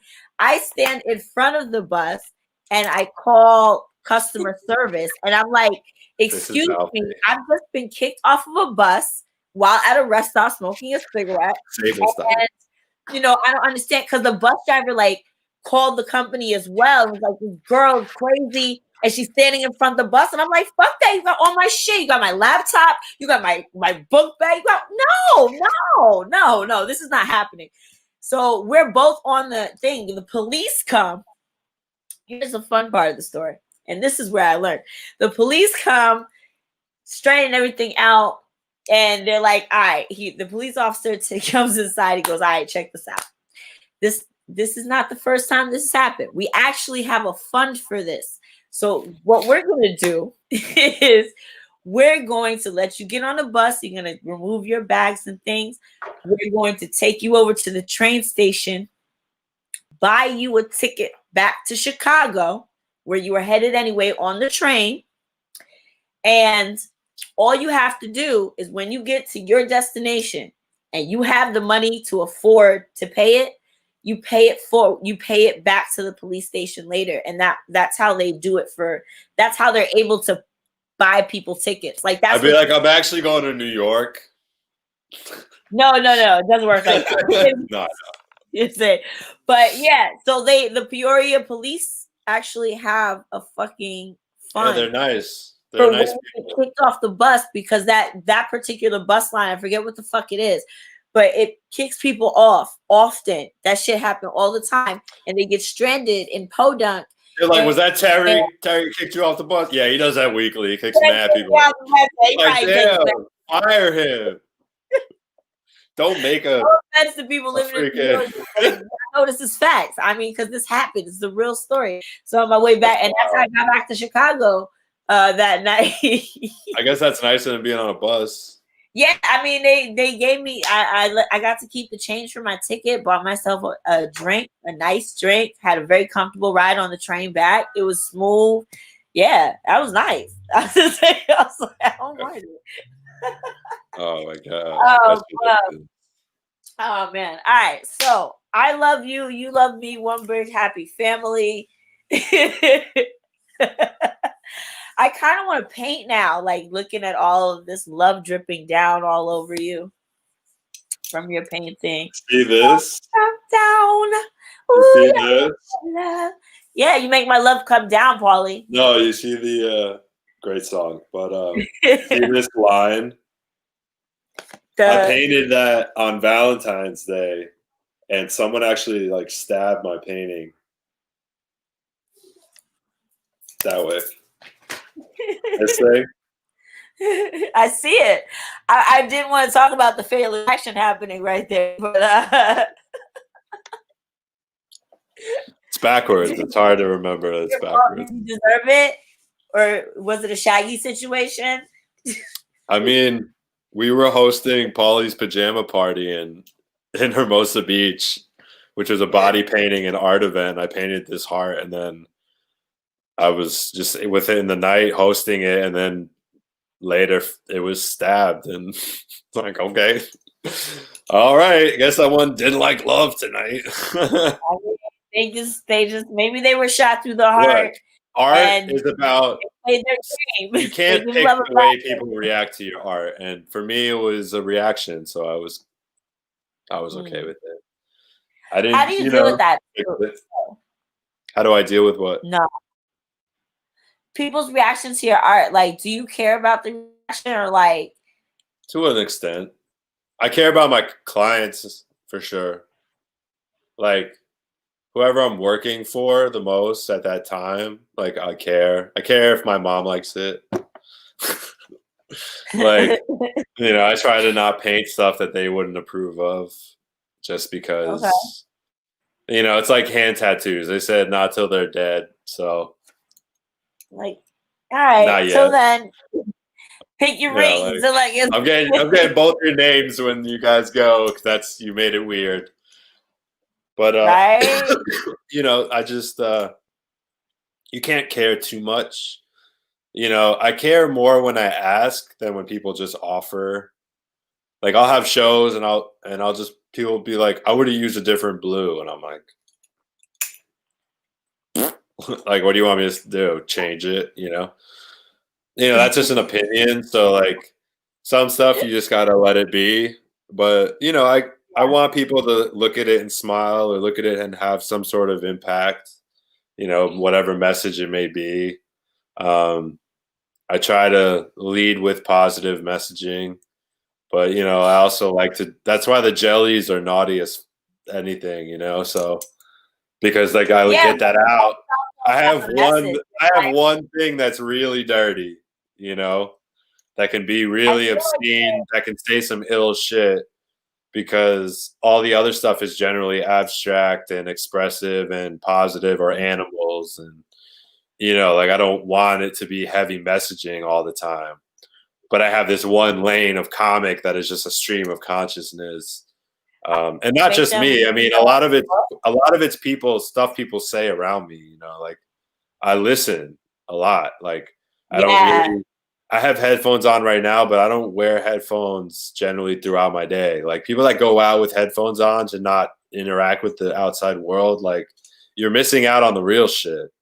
Like you're listening to the Mm. same song you've heard 1,000 times instead of hearing some random person's conversation about this or that gets you interested in something new, or gives you a bit of insight in your area, or you hear someone in the food aisle being like, oh, this other store is better, and then you're like, oh, okay, and then you check out that store and it's great, like that type of stuff. Like pay attention, like especially in New York. That's one thing I miss is like here it's a lot of like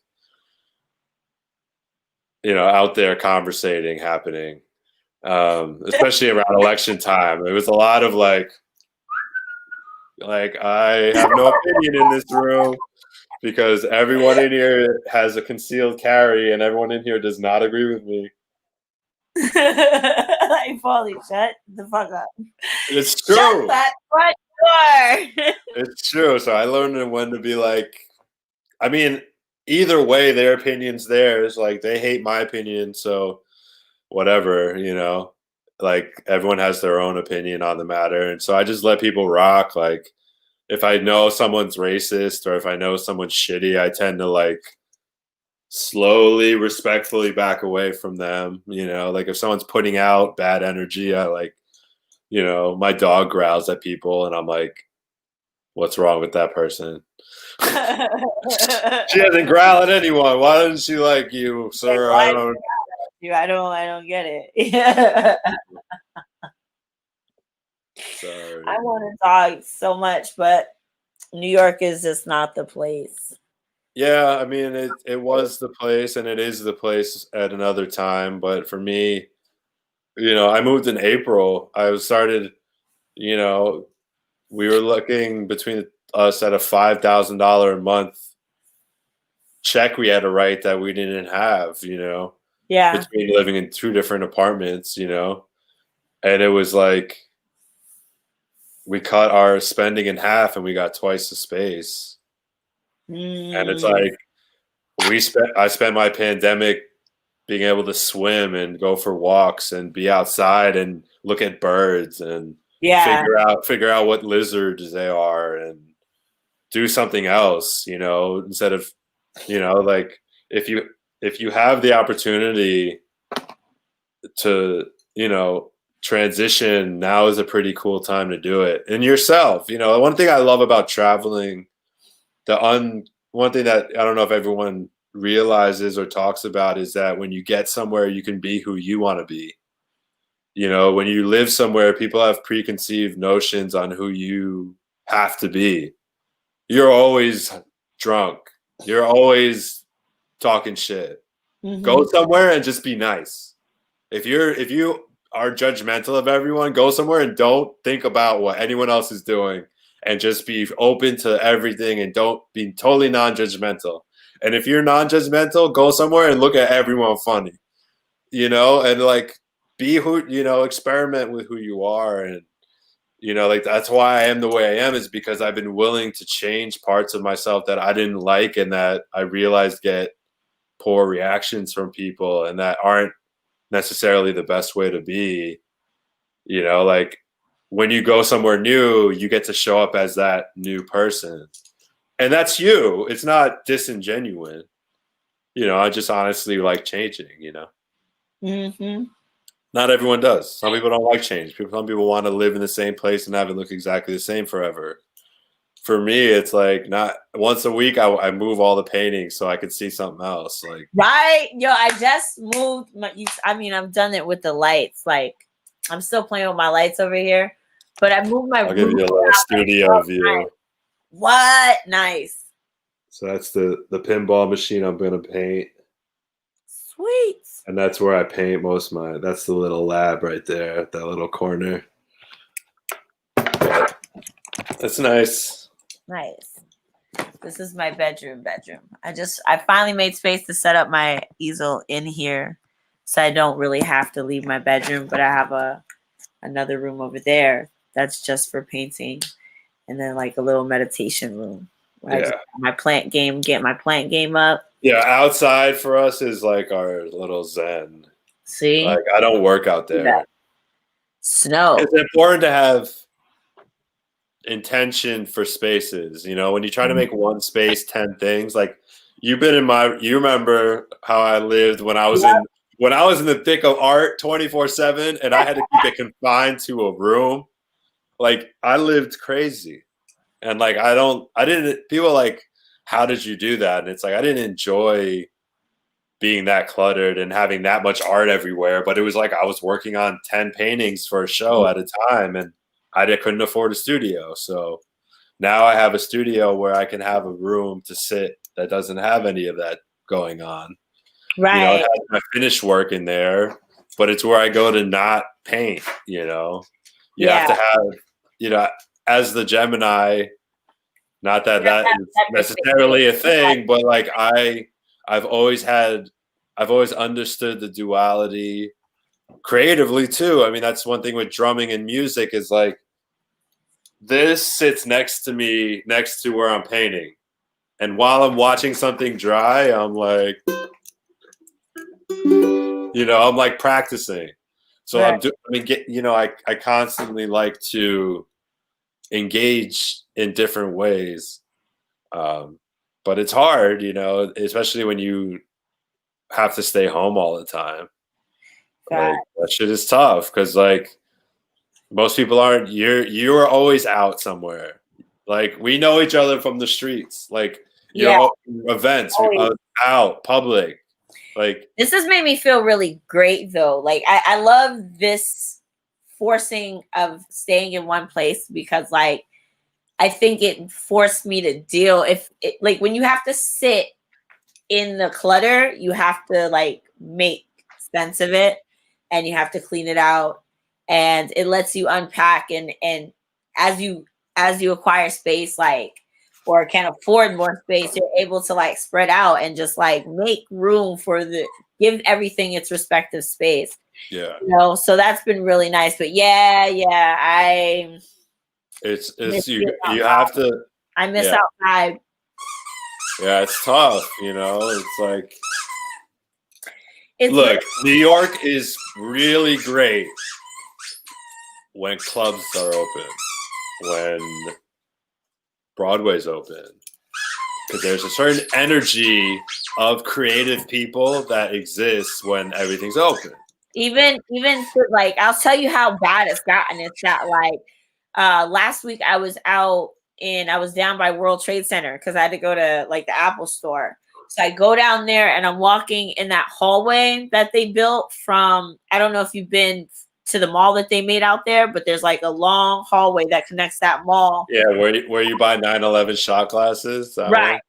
No, it's like huge. It's gargantuan. It looks like a fucking dinosaur. Oh, yeah. So anyway, I'm walking down that hallway and the shit sounded like The Sixth Sense. Like it was just dead, frozen. I feel like this city is dying. You're not being able to hear music in the streets. That's how much I miss out. Like that's what I miss most about New York right now. When I go outside, is there's not. Well, I was just there. For Thanksgiving. You know, like we did the whole quarantine again when we got there. But like, it was weird driving to Brooklyn and getting there in like 20 minutes from Riverdale, being like, what?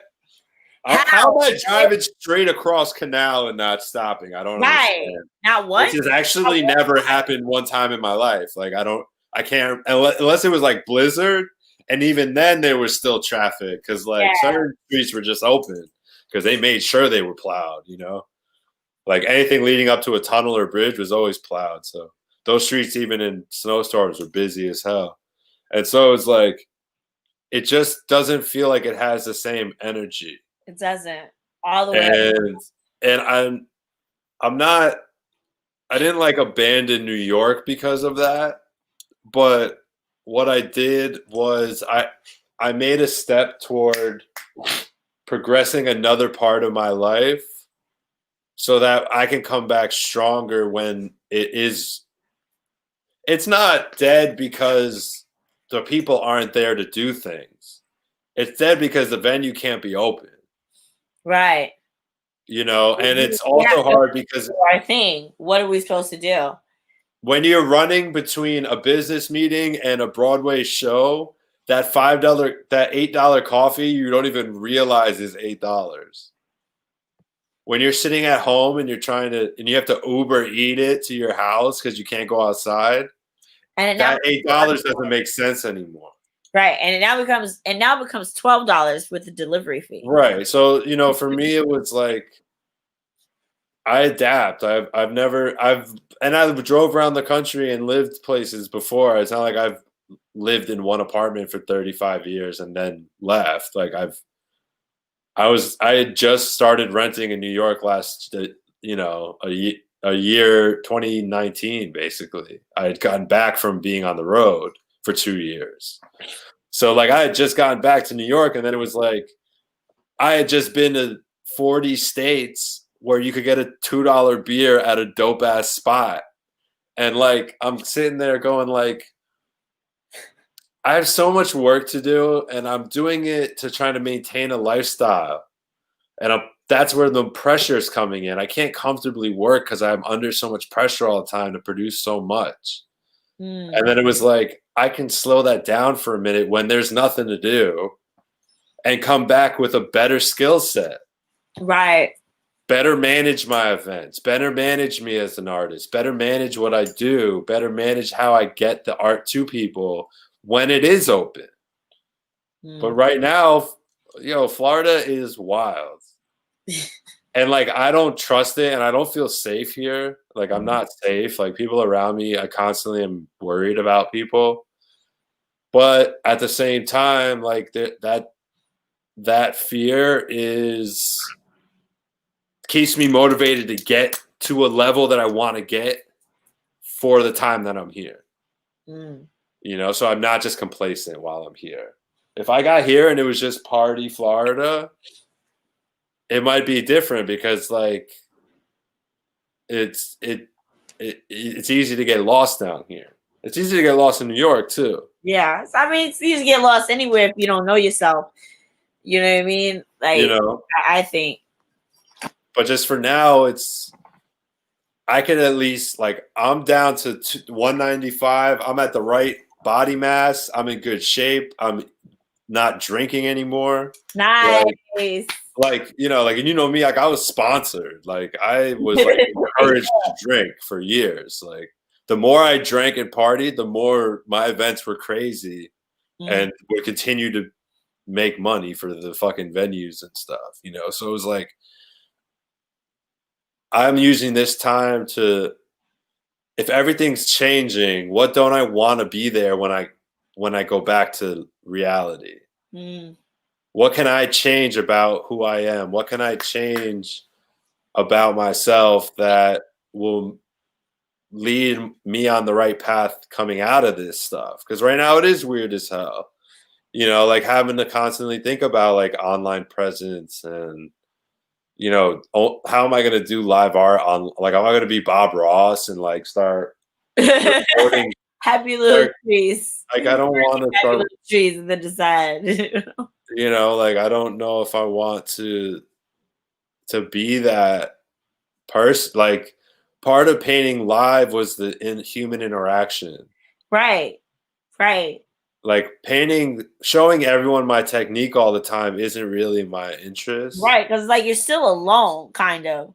Yeah, like it's what am I accomplishing? And then I have to like look at myself a whole bunch and edit it and not even you have to look at it. And then if you do it live, like right now, if we do it live, you have to keep stopping to read whatever's happening to like that's too much to ask, I think. yeah. You know, to me it interrupts any like real possible process. I like well, if it's gonna be that way, I mean hopefully eventually it's you know we're back to normal, but I don't think anything's ever really going to be normal because now we all look at everything differently. Nah. Normal is a relative term, and I think that the normal that if that's going to be a reality for me, and it's looking more and more like it's going to be a reality, like having to do more online presence, like I mean, we're talking right now for that reason, you know. But for me, like I'm sitting alone in my fucking room. It's cool because we're talking and like it is actually great to talk to you right now because like we haven't talked in a long time. I know. And we've had some crazy fucking experiences. I know. And like we've both gone through various hair stages. I see your hair is growing back. Hold up. Are you Jesus again? Yes. My Lord, Savior. Come here. Long hair, don't care. Hey. It's crazy right now. I love it. I love it. So long.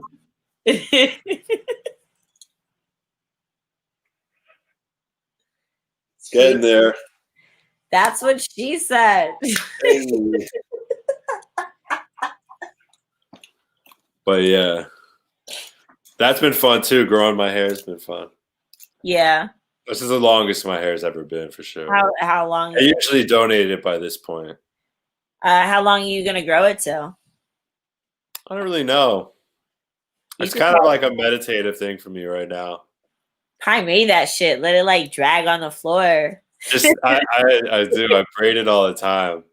I'm gonna start growing these out and just what is Steve with the fucking pie? Like I'll just trim everything else and just slowly grow the pie maze down. Like goals. See, if anything, that teaches you about investing in yourself. Yeah. Yeah. Because I don't think he grew a whole beard and then cut it. I think he trained that shit.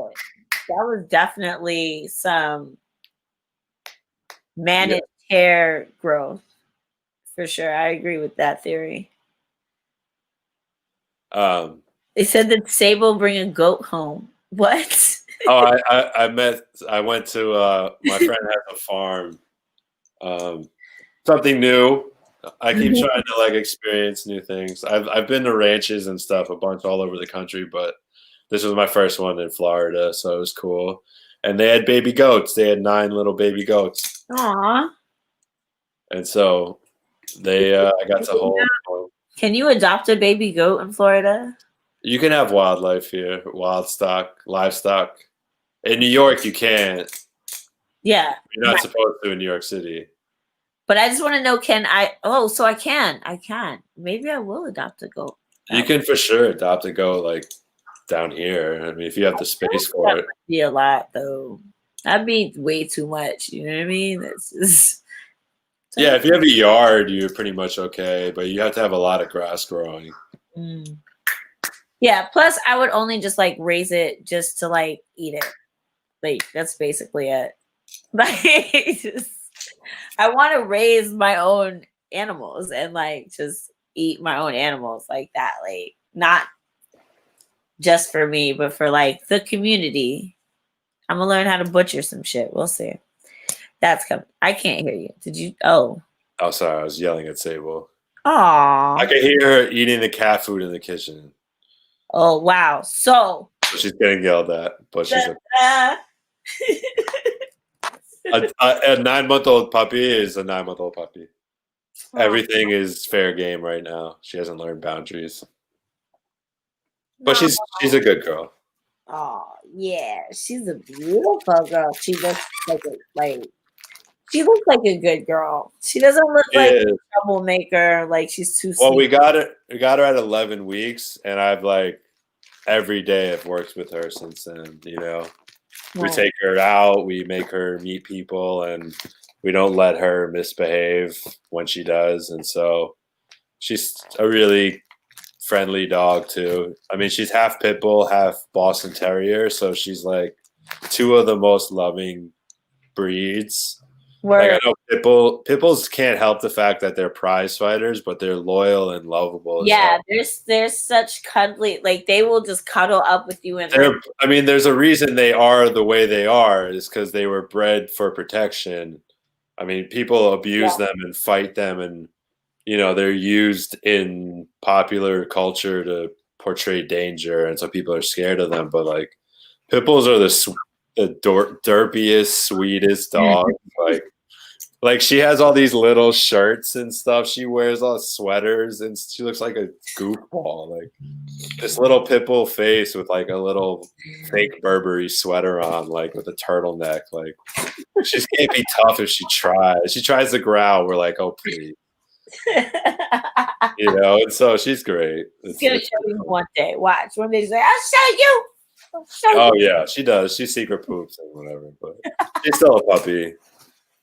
Like the other day, she ripped up her dog bed, and now she doesn't have a dog bed, and so she's like all tight when she goes to sleep. But I'm like, this is puppy learning not to rip up your dog bed. When you rip it up, you don't have it. That's true. I mean, you gotta let them. That's a lesson a kid would learn too. If you give them a toy and they smash it, like, you're like, I'm not gonna buy you another one right now. Right, like that's your toy. I don't know what to tell you, bro, but you know that's it. It's a wrap. No more toys for you. I'm like, here's a blanket. I gotta buy you another. I'm not gonna go to buy it right now. It's like Christmas time. Everything's crazy. I'm like trying to shopping. Like I try not to go anywhere right now because it's like. Are you doing Christmas this year? Like really? So my girlfriend, her parents are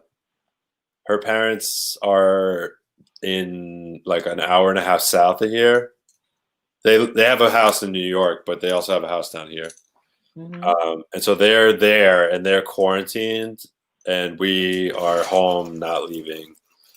And so they're gonna come we're trying to like we're probably gonna do like a Zoom with the rest of my family.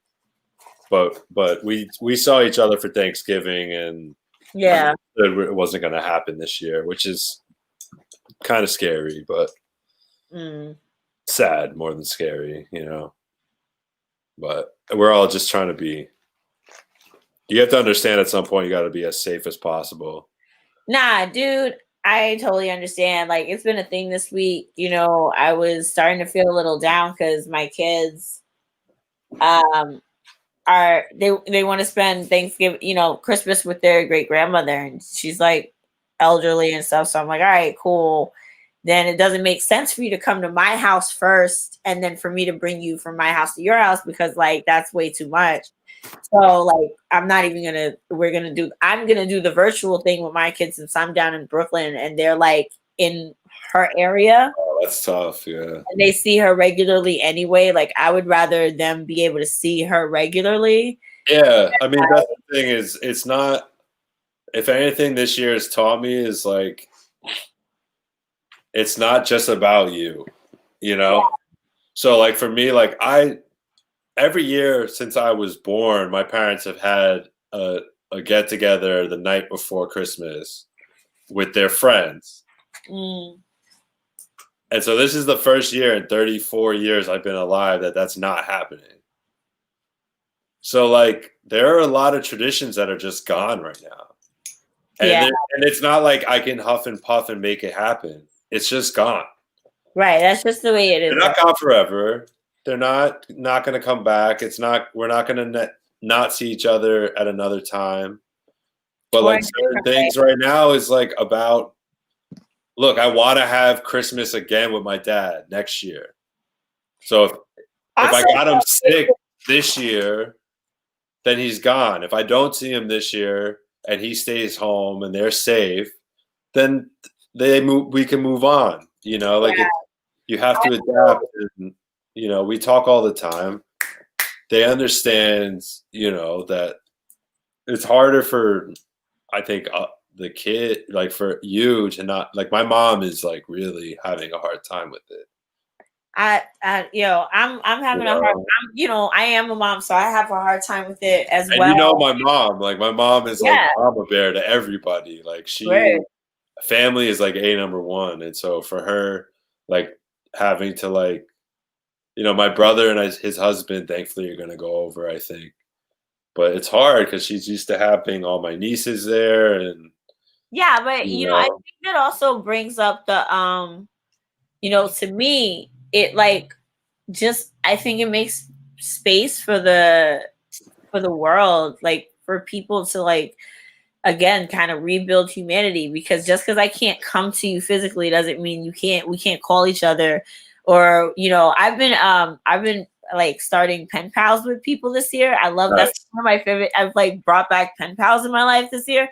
And it's really nice to get a piece of mail that's not a fucking bill. You know what I'm saying? Or like not some type of like, so that's been nice. And I think building new traditions of our own, like that's kind of the purpose of this time. Like the world wasn't going to survive the way it was going.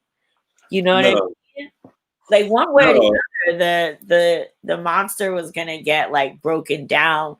So I think like, and I think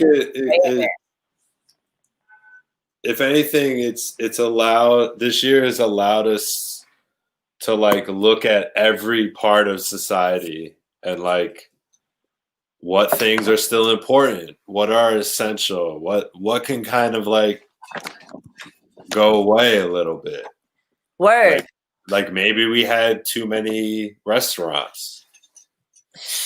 Like maybe we had too many stores. Maybe, and I get it. It's a free cap. Like I studied economics. Like I understand free capitalism, and you know.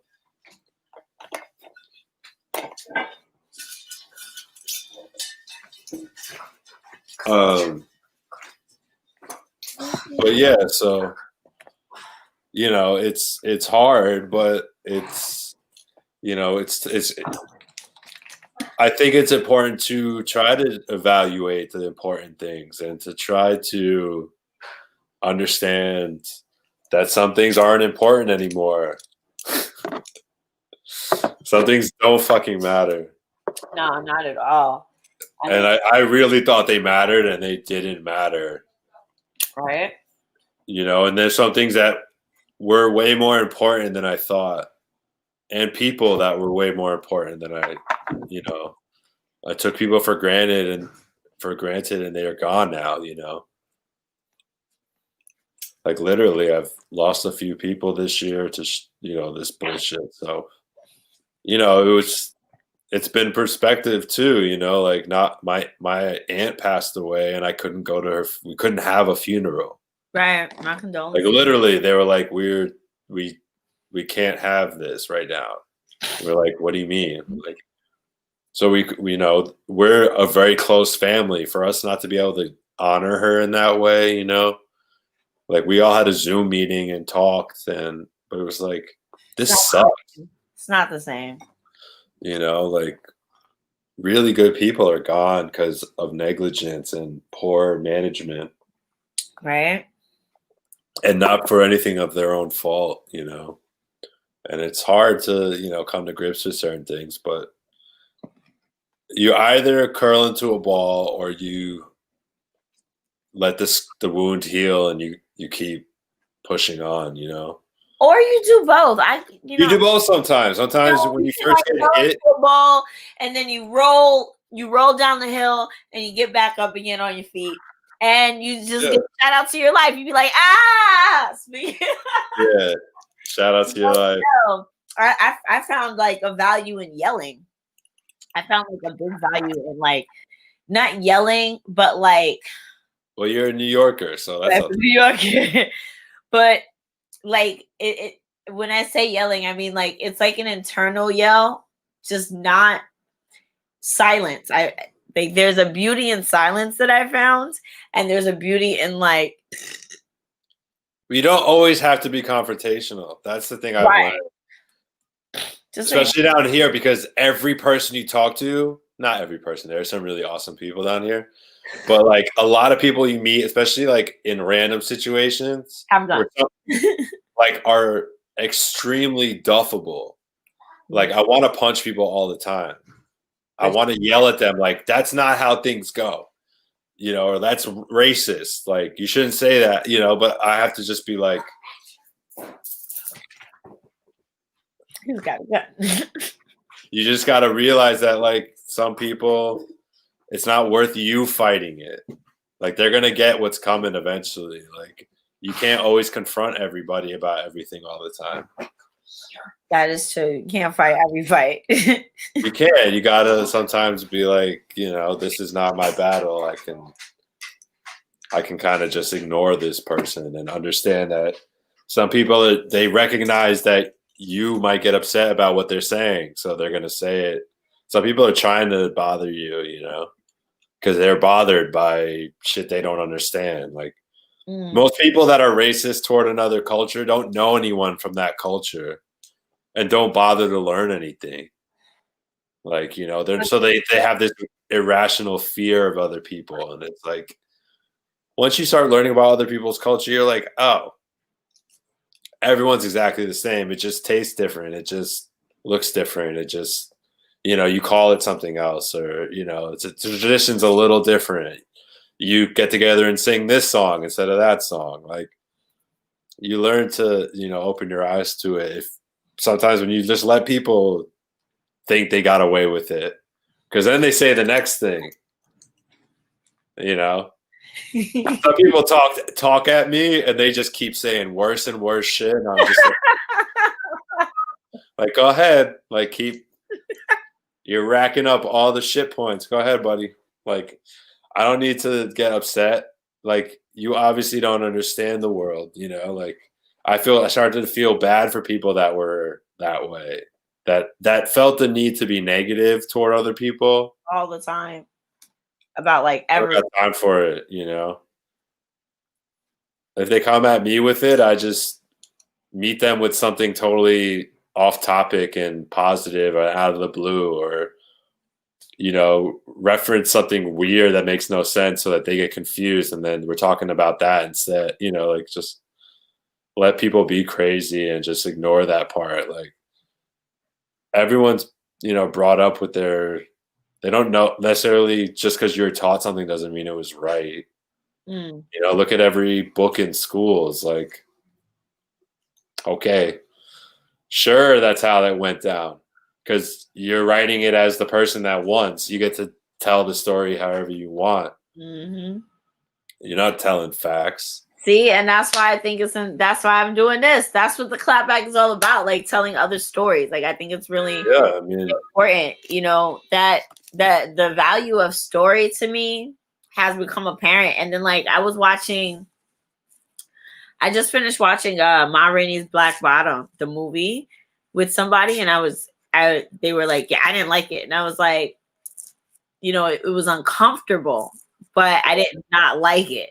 You know what I mean? And then it was like, oh, but I just expected more, and I was like, no, that's the play. The play is all based about one room. And then watching like this, like kind of behind the scenes thing, interview stuff they were doing around it. They were saying how like August Wilson always like focuses in on like just the ordinary parts of life, because what people don't realize is how much life actually happens to regular people. Like the story is not always, I think sometimes the most exciting story is like your fucking life. Like you like so much most interesting shit I could never make up. Unbelievable shit has happened. I think between you and I, we can fill like 10 books easy. Like we can have this. Oh my God. And so it's like there are millions of other people like that. Millions of other people like that. Yeah, well, and that's the thing is, a lot of people walk around with like, like they don't necessarily, every person to me is 1,000,000 experiences talking to you, even though that when you first meet them, they're a new thing, but they're not a new thing. As something that's been in the world, they're just a new thing in your world, right? And so for some people, they are like, "Oh, this thing's shiny and new," and it's like, "No, this is." So I always see the experience. I always see the like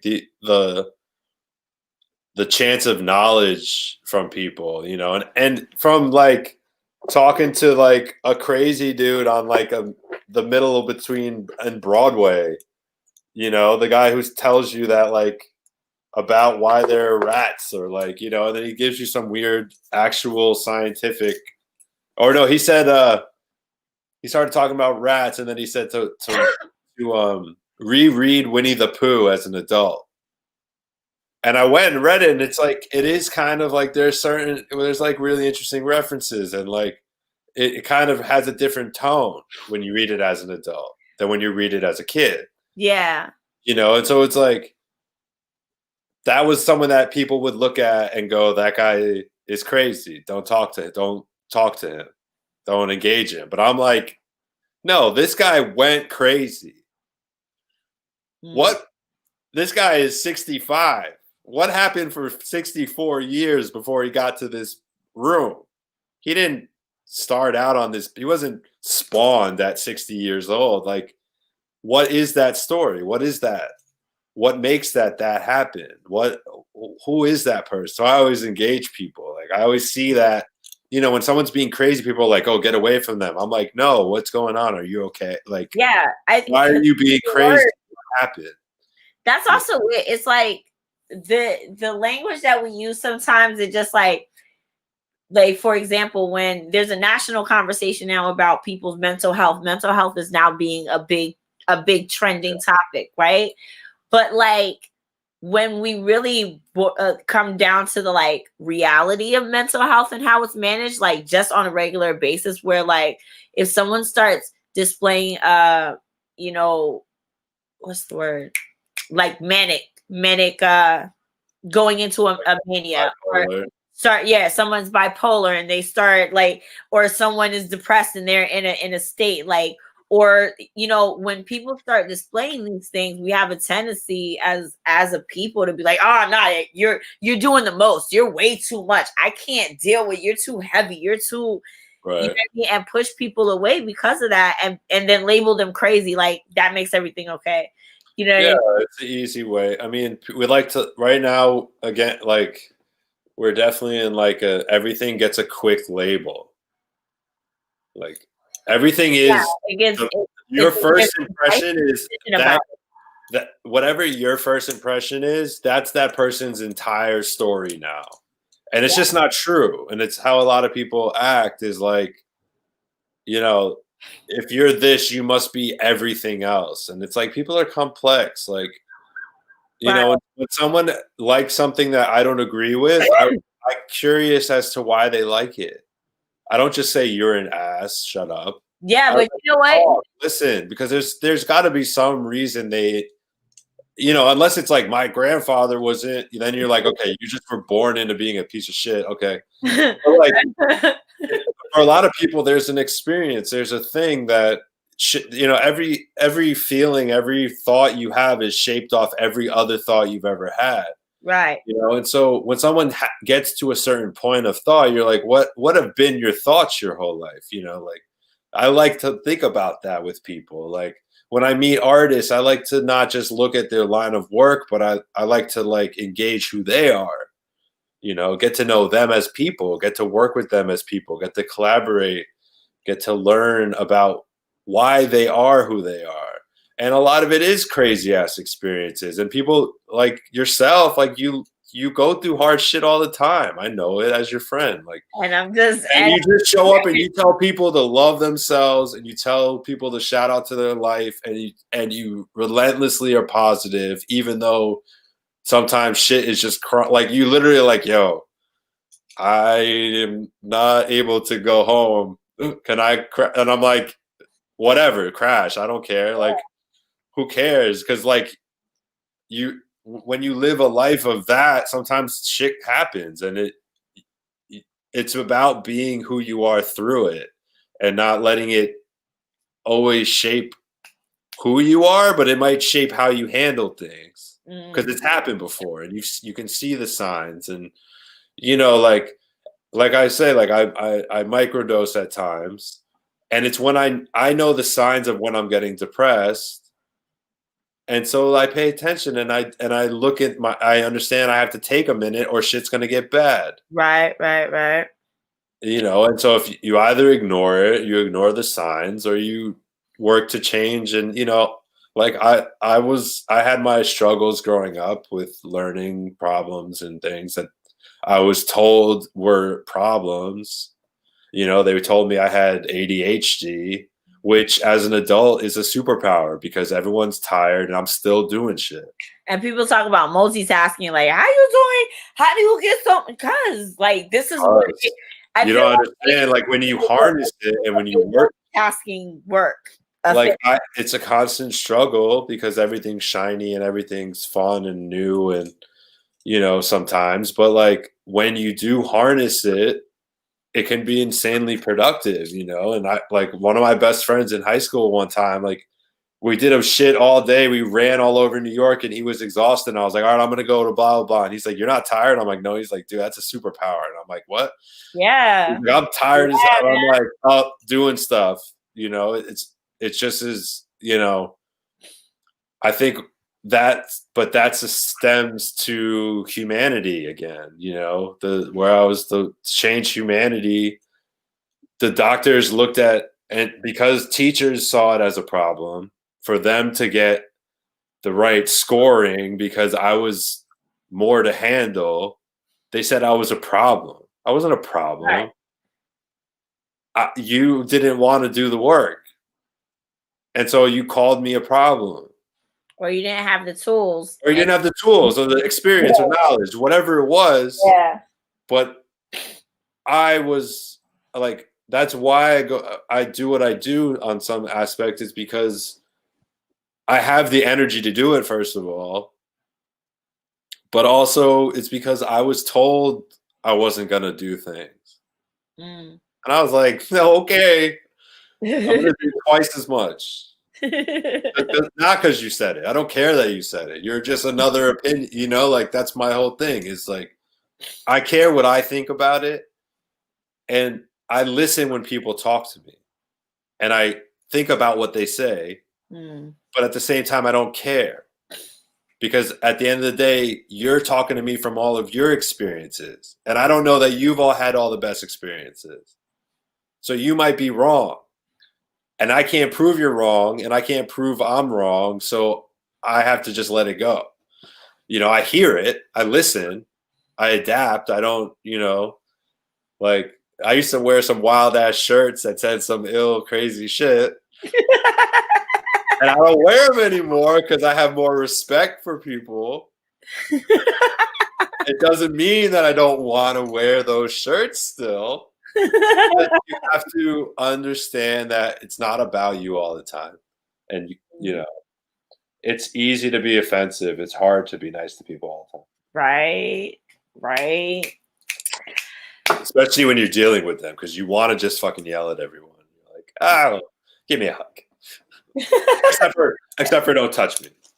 Air hugs. If you can't touch people, we can hug ourselves. Like, give yourself a hug. Yeah. I hug my dog and my girlfriend. Right? Hug your dog. Well, I'm going to hug myself. I'm going to thank you again for talking. I'm going to wrap it up now because I kind of got to scooty scat myself. Yeah. But just because we are old friends and I cannot leave each other without giving a shout out to your life. Shout out to your life, Joyce.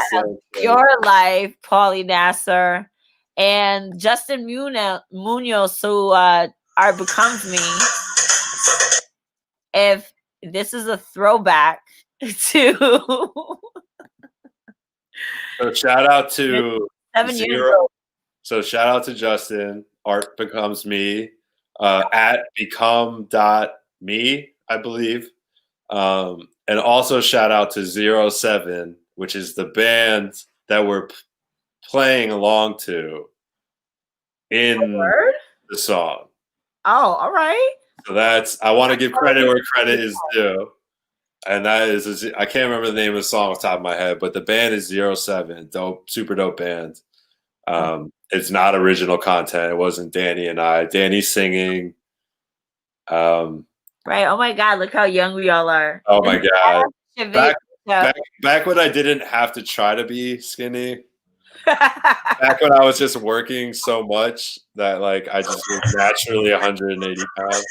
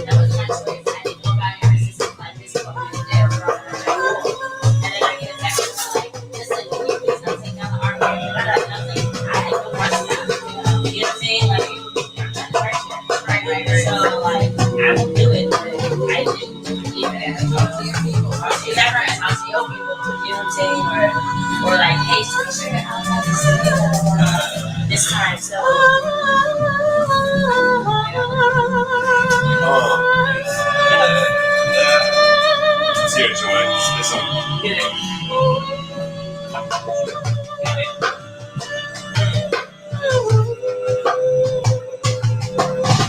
out to your life.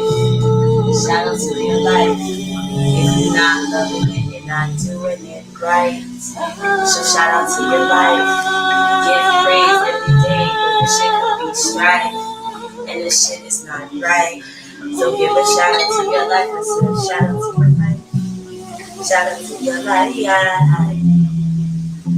Shout out to your life. Shout out to your life.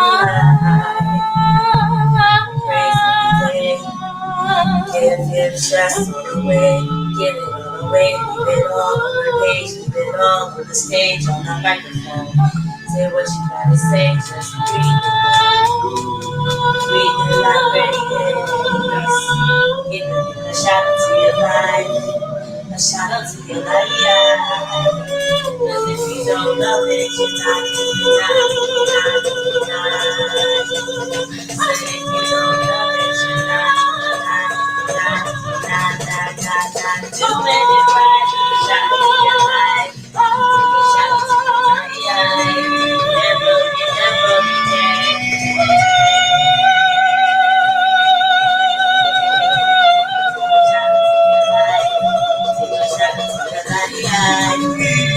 be dead.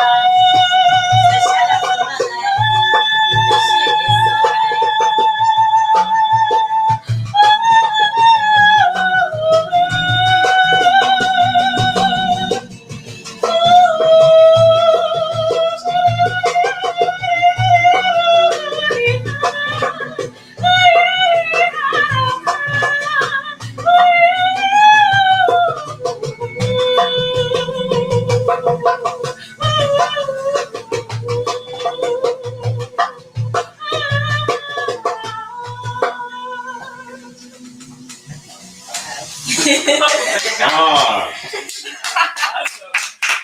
that's what I'm talking about. Yes. God damn Happy it. Sunday. Cheers. Right. And a commercial. Oh, Yeah. cheers. That's chill out that shit. On that note,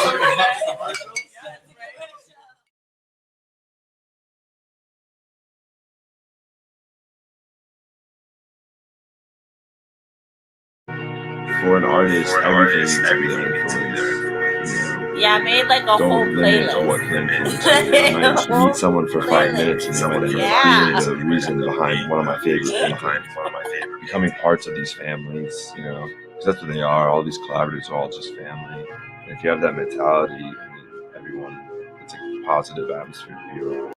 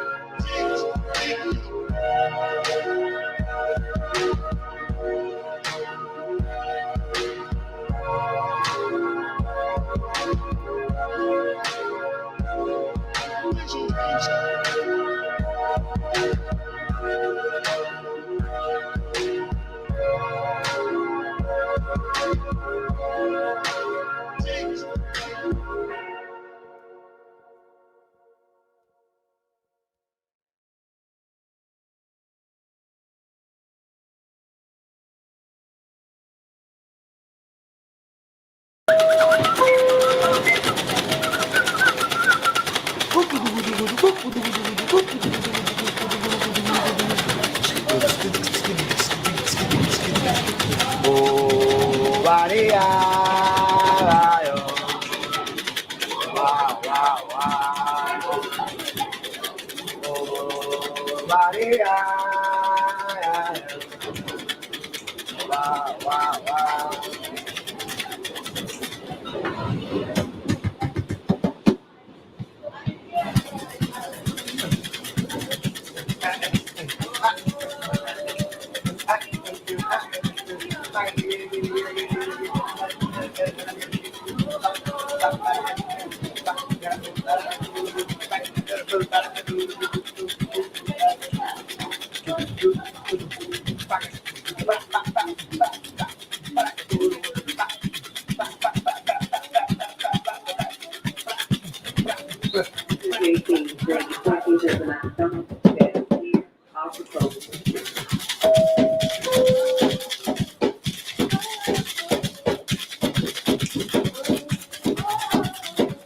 Hey, boom!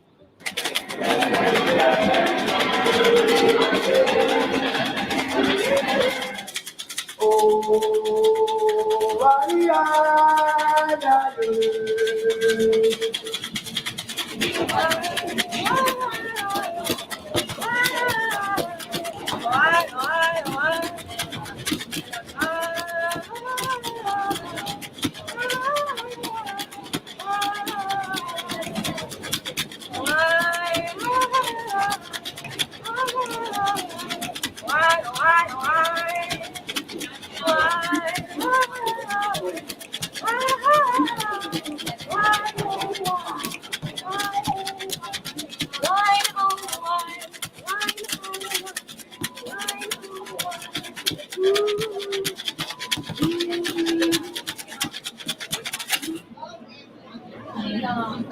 Chip? Broken chips?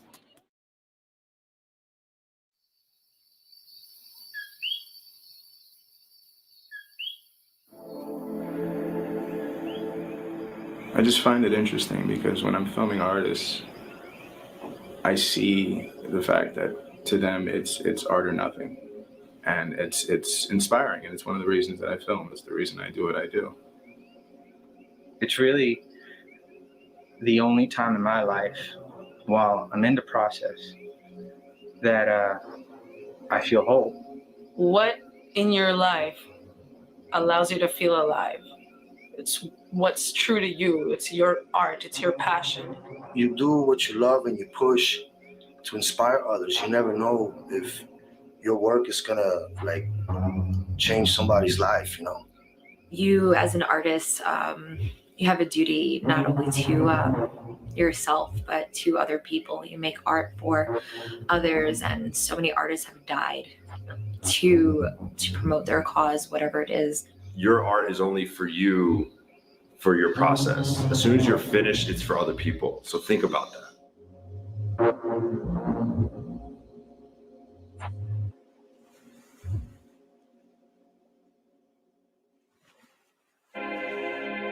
Art is not what you see, but what you help others to see. It takes courage.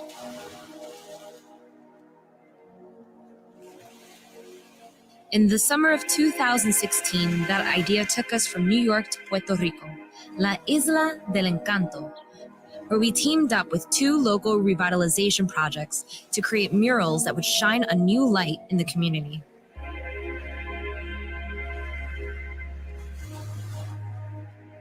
Art can create happiness and peace, inspire, or even trigger a revolution.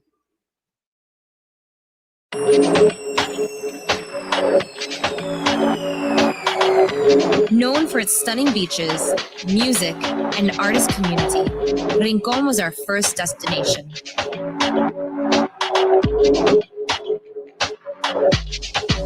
We joined Viven Borinquen, which is a program geared towards inspiring Puerto Rico's diaspora to visit and volunteer.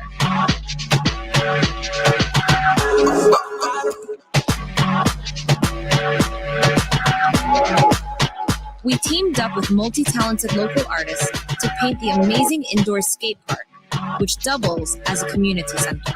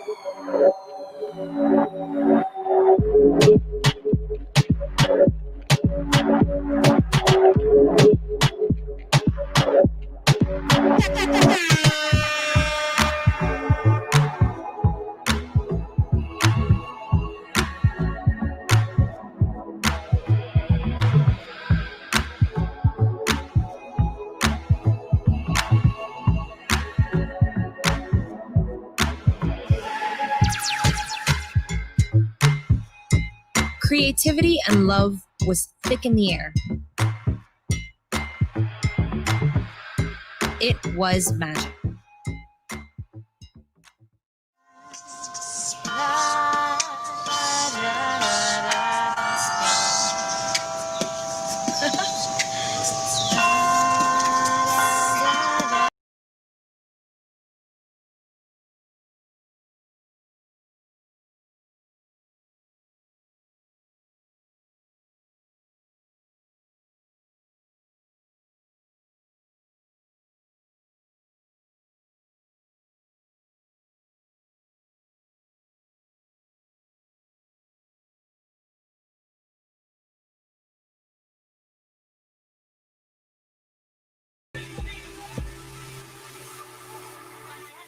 Arecibo, at over 500 years old, is one of Puerto Rico's first cities.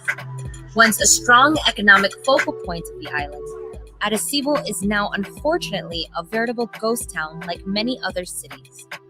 It's time for change.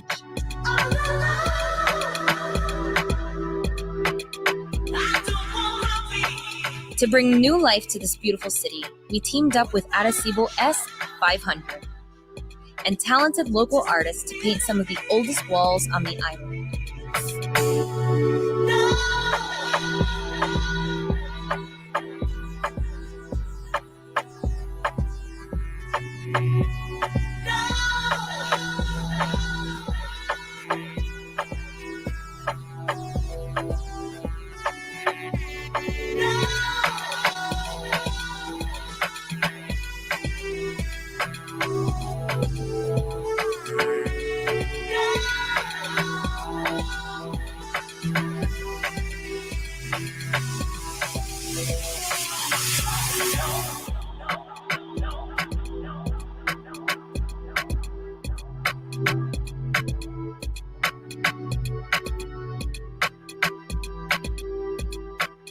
To be an artist is to believe in life itself, because art reflects life, and life reflects art.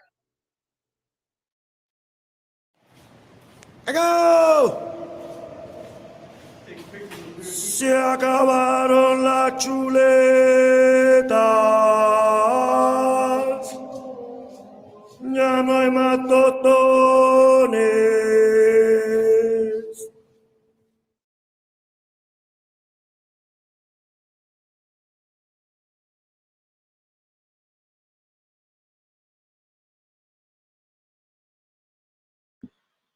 Hold up, because there might be one more on the list. Hello, everybody. Hello, everybody. This is Danny Severance from the Maven Imprint, and today we have Paul Nasser, actually artistic director for the Maven Imprint. We're here in New York City, and we're going to talk to Paul about some things they like to do, art, and also the upcoming December event in which Paul will be featured. It's called Crossroads at Greenpoint Gallery and Greenpoint. Shit is too long. You're exactly right. It is too long, but there is not. I thought I took that one off. Yeah, no, that's it. Sweet. I just wanted to, this is why I paused it here, because I just wanted to like zoom in on the fact that you look almost, with the exception of like, you know, I don't know, 7 inches of hair in your ponytail, or like, yeah, your hair was short here too. So yeah, you look exactly the same. Almost. How you feel about that?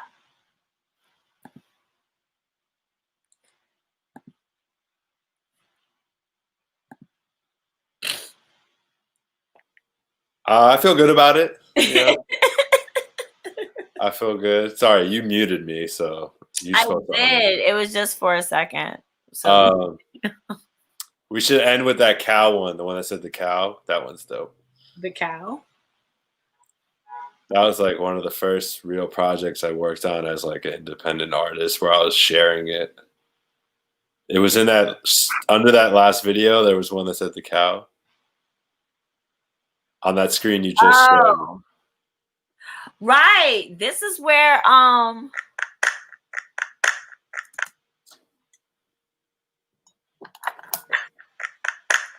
It's a dope Biggie remix. But anyway. Nah, we're playing it. We're playing it. Don't you worry.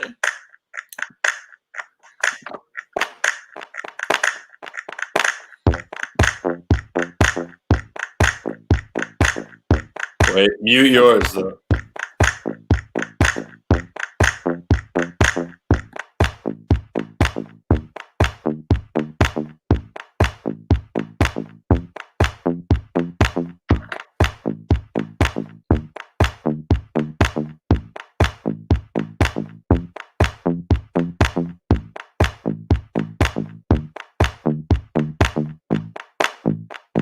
I know how it feel to wake up fucked up. Pockets broke as hell, another rock to sell. People look at you like you's the user, selling drugs to all the losers, mad Buddha abuser. But they don't know about your stress-filled day. Baby on the way, mad bills to pay. That's why you drink Tanqueray, so you can reminisce and wish you wasn't living so devilish. Shit, I remember I was just like you, smoking blunts with my crew, flipping over 62. GED wasn't B-I-G, I had to get B-A-D. That's why my moms hate me. She was forced to kick me out, no doubt. Then I figured out Nick's meant for 20s down south. Packed up my tools for my raw power move. Glock 19 for casket and flower moves.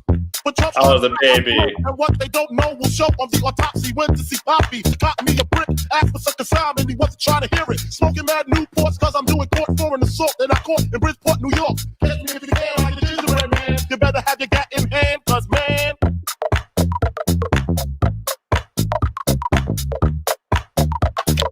Catch me if you can like the gingerbread man.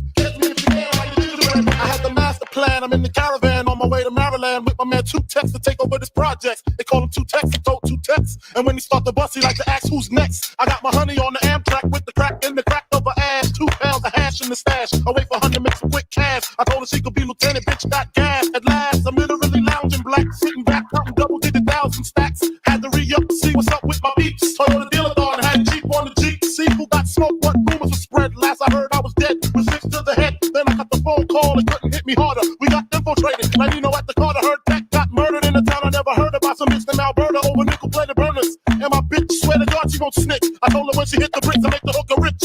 Conspiracy, she'll be home in 3. Until then I looks out for the whole family. A true G, that's me blowing like a bubble in the everyday struggle.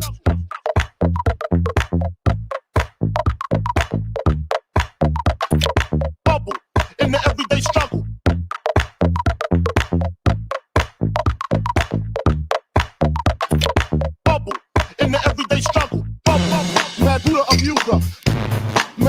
abuser. Mad Buddha abuser. Crack with the crack, Mad Buddha abuser. Mad Buddha abuser. Mad Buddha abuser. Mad Buddha abuser. Crack with the crack, Mad Buddha abuser. I know how it feel to wake up, fucked up. Cameras weren't as good. Hell, another rock to sell. People look at you like you's the user. Selling drugs to all the losers. Mad Buddha abuser. But they don't know about the stress-filled days. Baby on the way, mad bills to pay. That's why you can't hang your way. I remember I was just like you, smoking blunts with my crew, flipping over 62. DED wasn't BIG. I had to get BAD. That's why my mom hated me. She was forced to kick me out, no doubt. Then I figured out Nick's meant for 20 down south. Packed up my tools for my raw power move. Glock 19 for casket and flower moves. But just trying to stop my flow. And what they don't know will show on the autopsy. When this is poppy, they got me a brick. Asking for the sound and he wasn't trying to hear it. Smoking bad new force cause I'm doing court for an assault. And I fought in Bridgeport, New York. You better have your gat in hand, cause man. Better have your gat in hand, cause catch me if you can, like you do the man. 426 hours.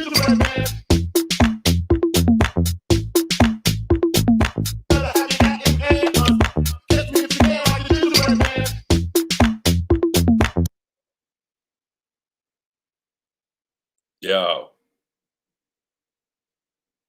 Word, 426 hours. That was the most epic piece of art I had ever seen one person do. And like, I gave it to my mommy.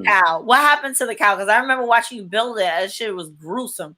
What happened to the cow? It's in my dad's office. I gave it to my parents. Nice. Yeah, after the guy that hired me to do it, like there was a big falling out, like 3/4 of the way through. He just decided he wanted something different halfway through. I was like, we had agreed to things and whatever.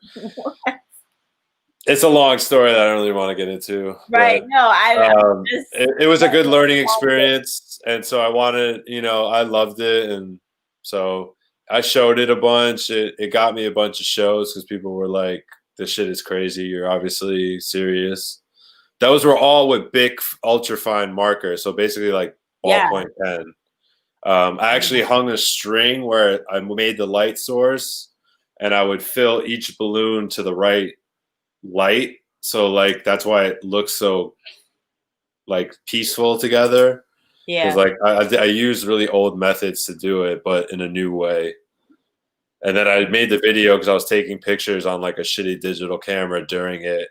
And I like that. I listened to that. I always try to pick a song I listen to the most while I was working on it. Mm-hmm. And that mix came up as one of my like, it wasn't like Spotify or was around or any shit. This was like pre all that stuff, but it was like what was on my playlist on my like computer or whatever. iPad Shuffle. On my iPad Shuffle. Or like your fucking laptop thing. Your drive. But yeah, it was a good experience. It was the first time I had a thing I wrote that said draw till they pay you.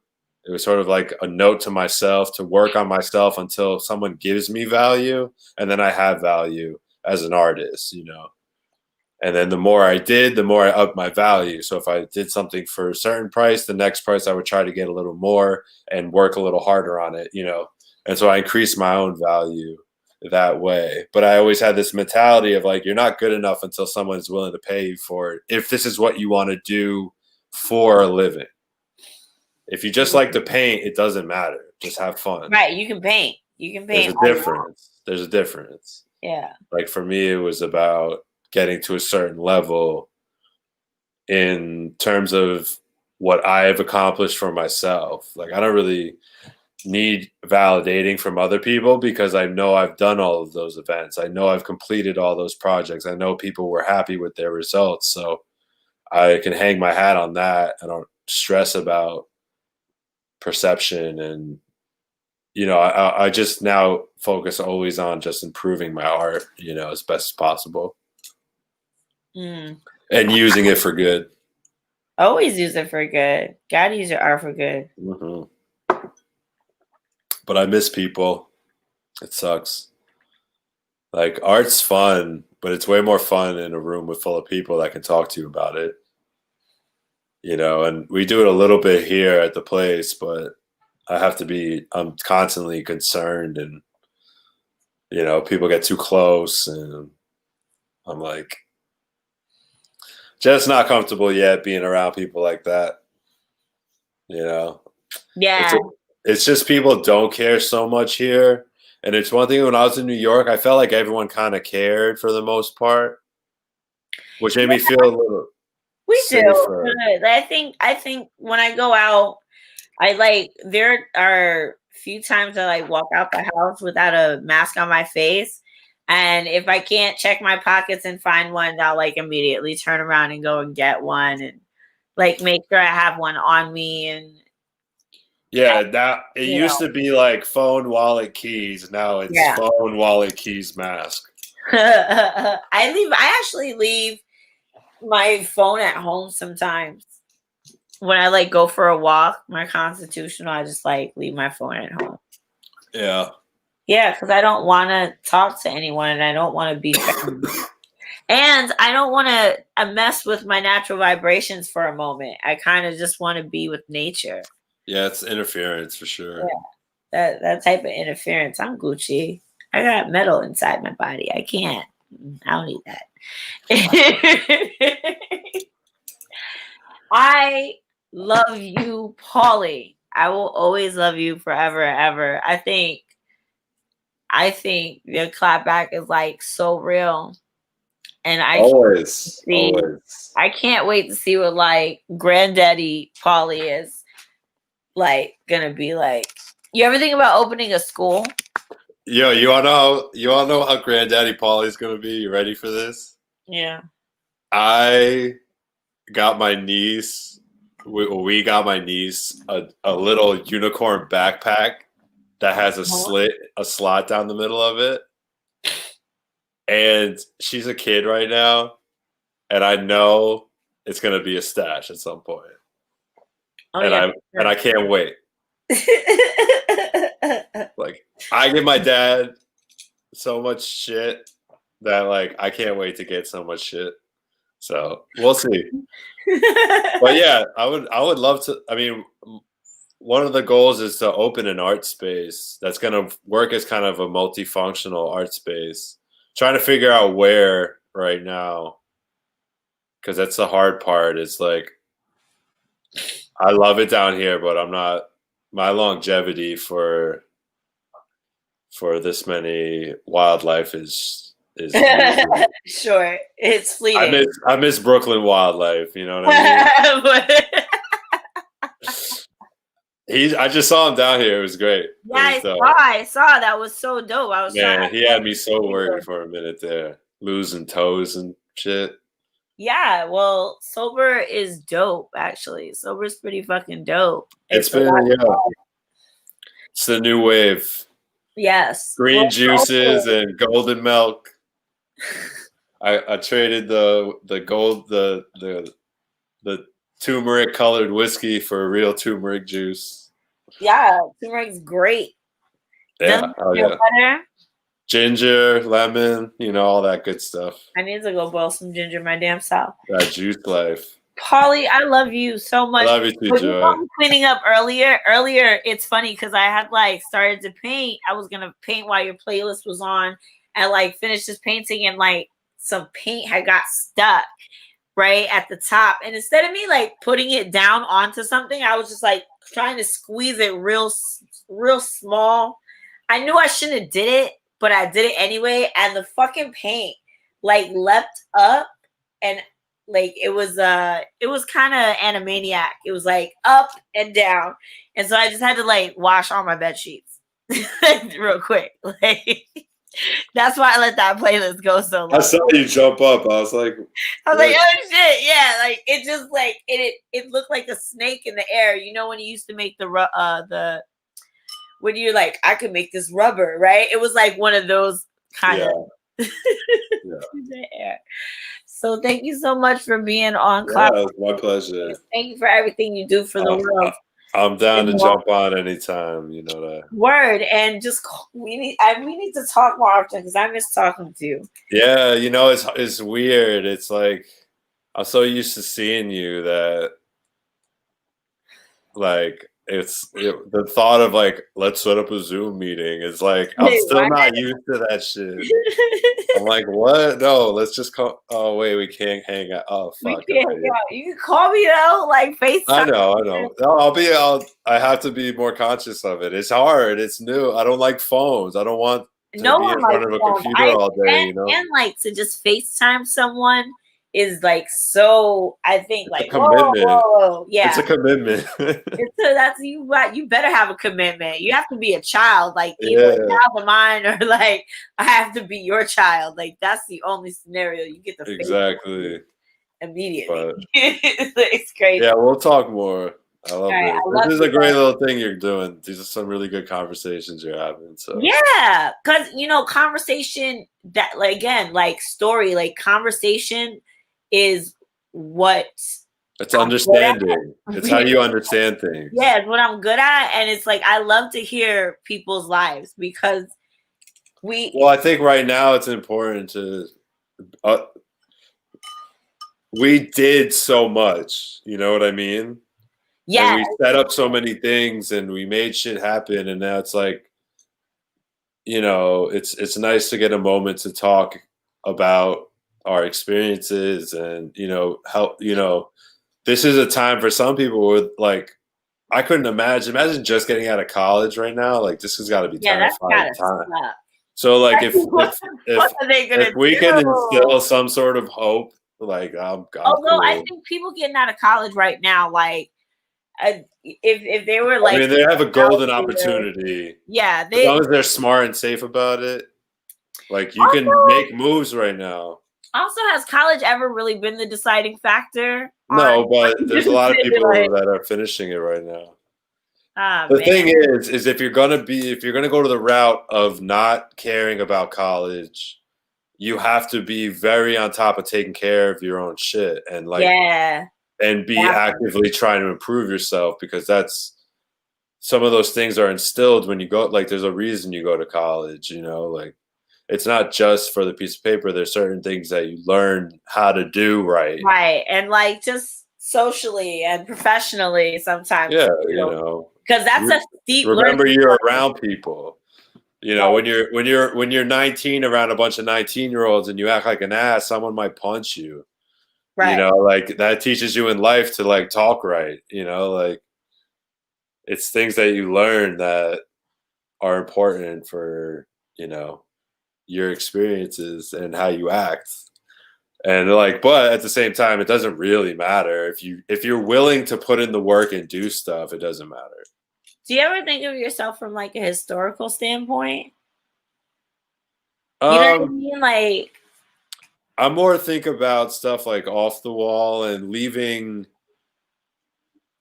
future stuff for things to be able to happen. Yeah, but that's what I mean. Like, okay, so like legacy stuff. Like legacy stuff. Like in for years, sure. In 20 years, like what do you think will be written about Paulie Nassar? I don't know or hope. Hope is a better word. What's your goal to be written about Paulie Nassar? Or like, what is it that you feel you're leaving behind? You think you're leaving behind? Like,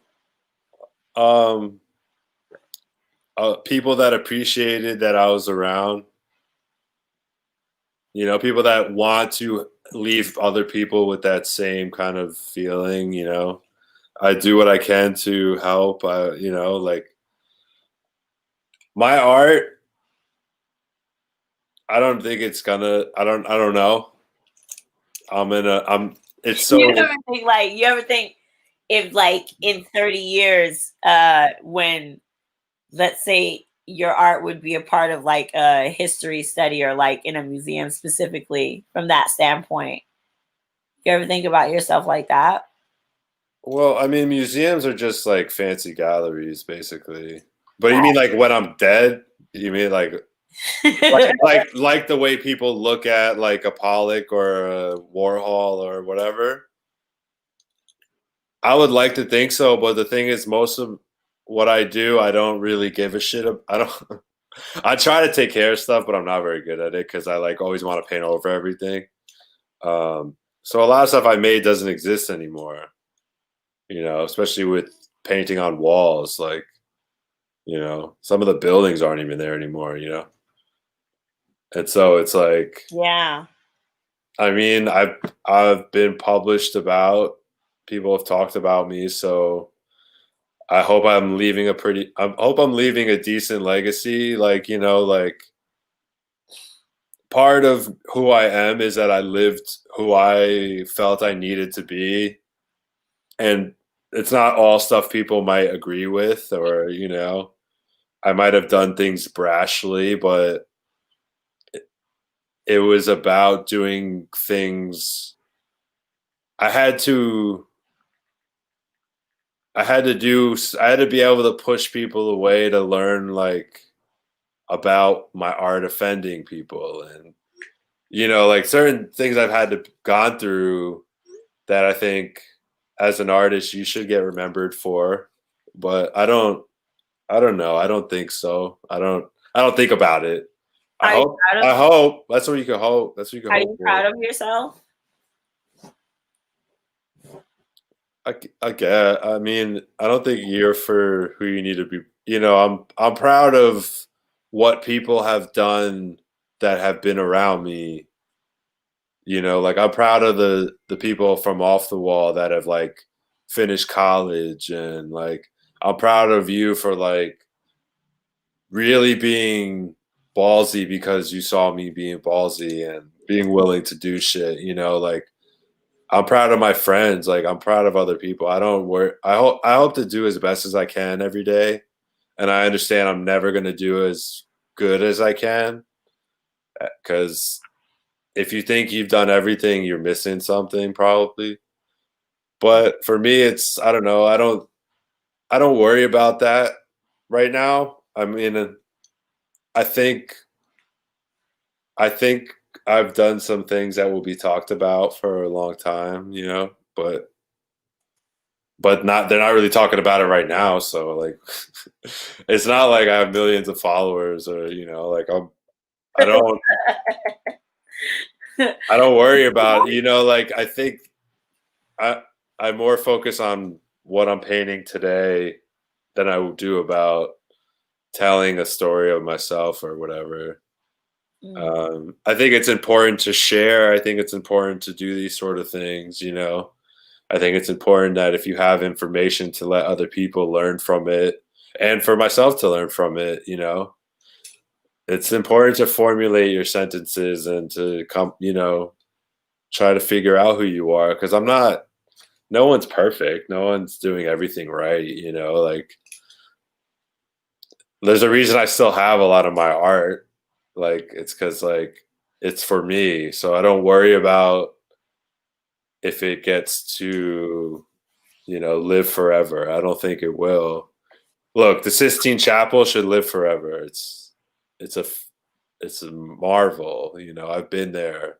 And until I do that, like my shit ain't shit. Like it's cool, and I inspire people, and I love what I do, and I'm blessed. Like, you know, like for real. Like I've worked in a lot of different places, and you know, and like work, you know, and I'm still work. I work all the time. I'm not afraid to get messy, but it's like it was the one time I feel like, you know, Alberta said it in that start of that video that it's the only time he feels whole. It's the only time the whole world makes sense for me. So like it's for me at the end of the day, like people like my art, so I share it. And because I want people to feel better, I make things that are positive. You know, and I don't always make things that are, you know, super positive, but at least like try to make things for the right reasons, whatever message they are. You know, I don't just talk about money and stuff, you know.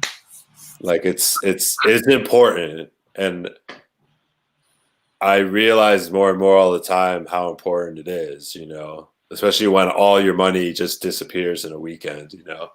Like I lost 5 months, now 9 months of work in one weekend. You know, every festival stopped. Everything was canceled. Fucking Art Basel was canceled. Like, Facts. that was like months of me being able to eat. That was just gone. Yeah.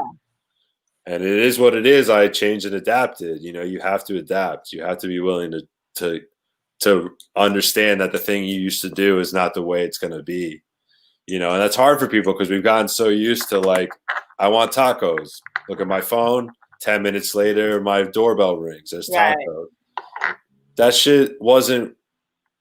I don't think that's where we were supposed to get to this fast, and we're getting there with the wrong stuff. You know, like I you know, the little struggle is I like to be humble. I like when I can moderate myself by not having shit, you know.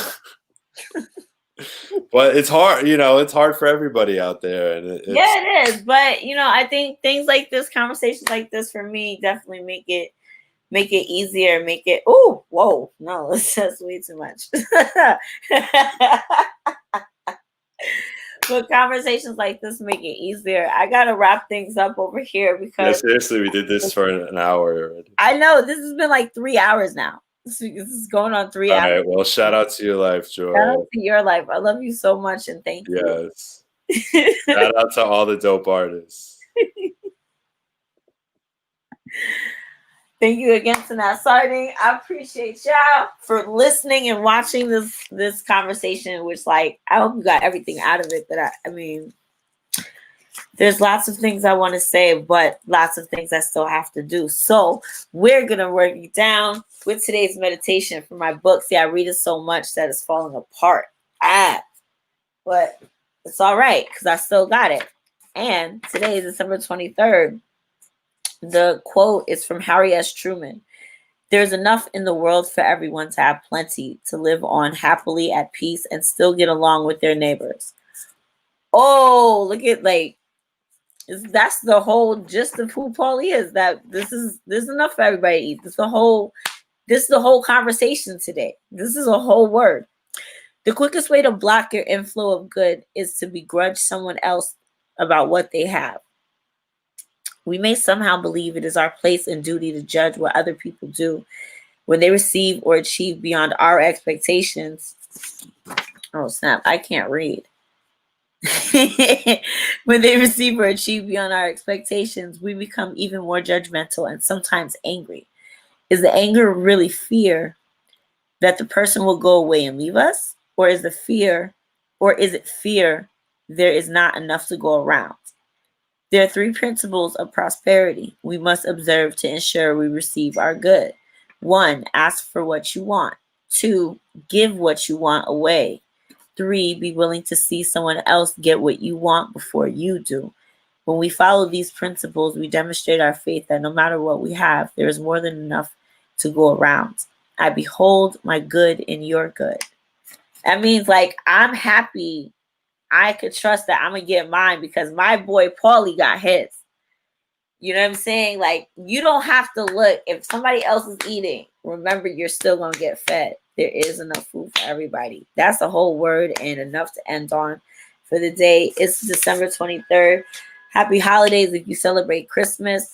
Merry Christmas. Joyful Kwanzaa to whoever celebrates Kwanzaa. And happy festivals to the rest of us. Remember to be kind and patient with each other and yourself because we're still in the middle of a pandemic. Don't forget that. Wear your masks, okay? Wear your masks. And if you can, get a COVID test. Get one. If you can get it, get it. If you can't, figure it out. And, right, don't forget to keep being yourself because everybody else is taken. God is out. Peace. Live long and prosper.